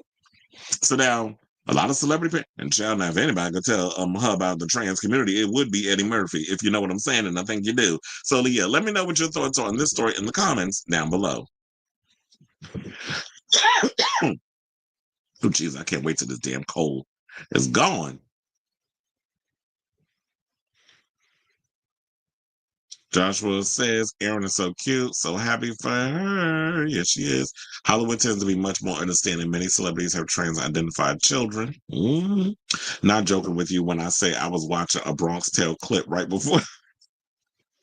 That's funny.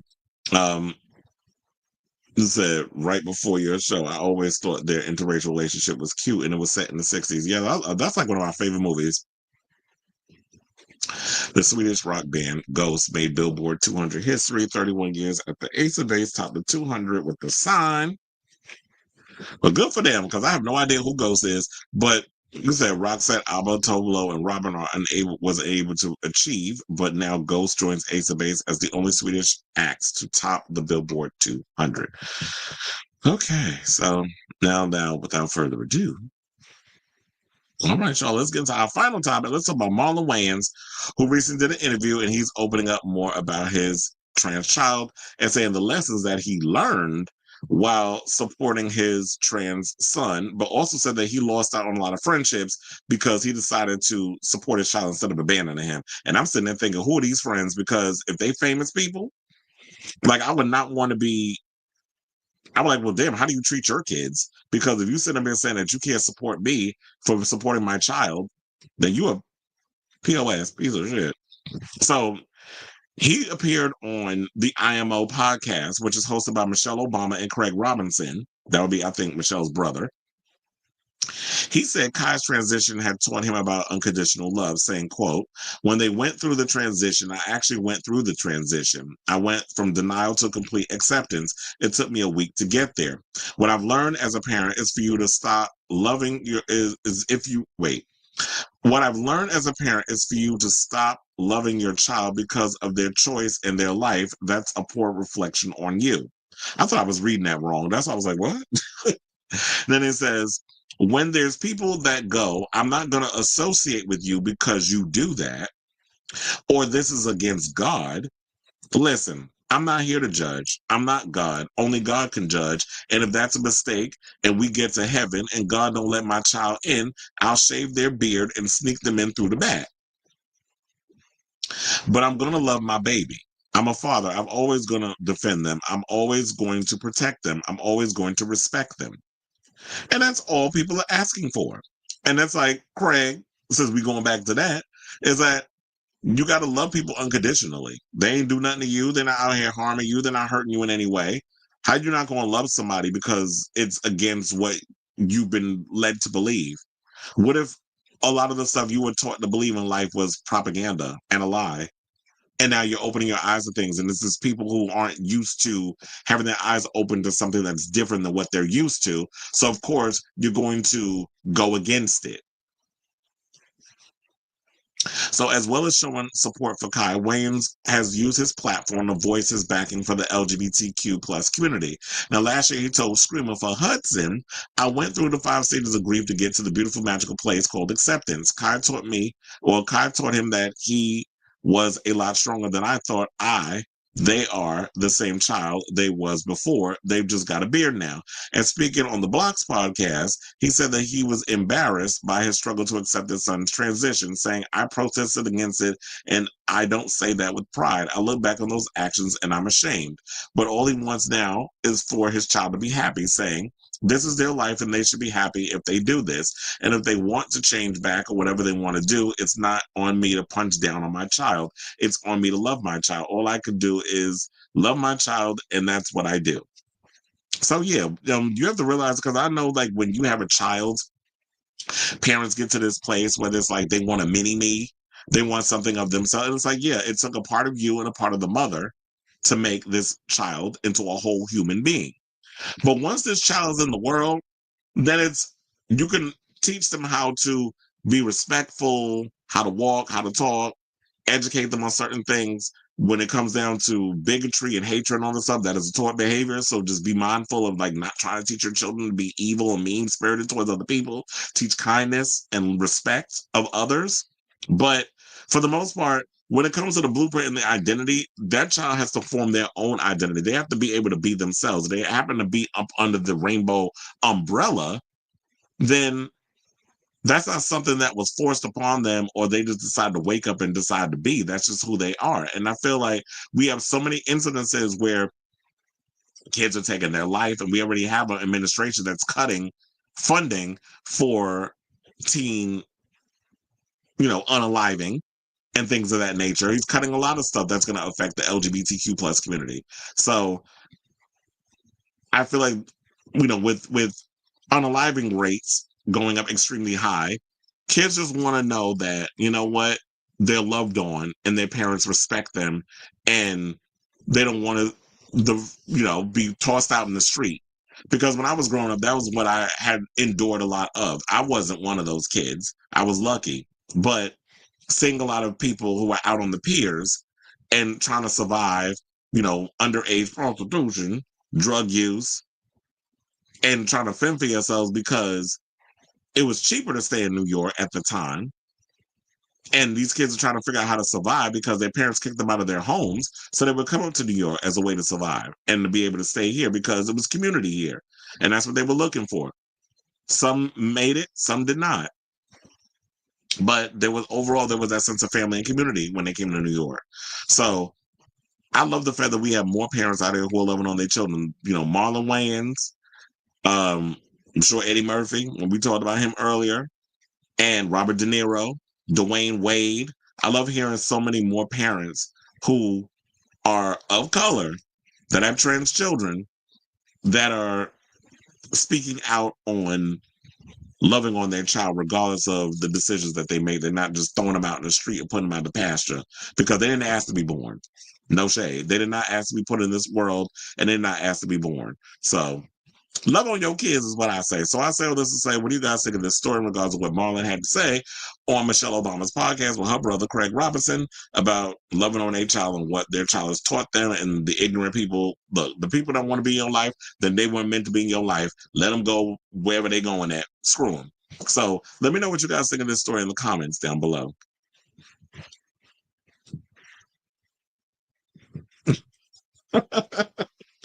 Of course, it was like Scary Spice would have a trans child. Who you telling? Because I'm like, with her out here, into men and women, I was like, yeah. Some people were like, yeah, I would not be surprised that Mel B would have a child that's transgender. But Phoenix is trans. But I'm glad you got an ambiguous name because I'm like, your name is funny, Phoenix. Phoenix rising from the ashes. So it's like the old you risen, like Jesus, I guess. But anyway, so we are at the end of the show. So I want to thank you all for tuning in. I'll be back on tomorrow with a brand new episode of Chris Avalon Unfiltered. If you have not already, please hit that like button. If you are new to the channel, please hit that subscribe button and also smash the notification bell so that way you know when we go live with a brand new episode of Chris Avalon Unfiltered. I want to thank all of you for jumping in the comments and geeking with me throughout the show. Like I said, I'll be back tomorrow with a brand new episode and all that good stuff. So love you all for watching. Thank you all for tuning in. And until next time, ciao, darlings.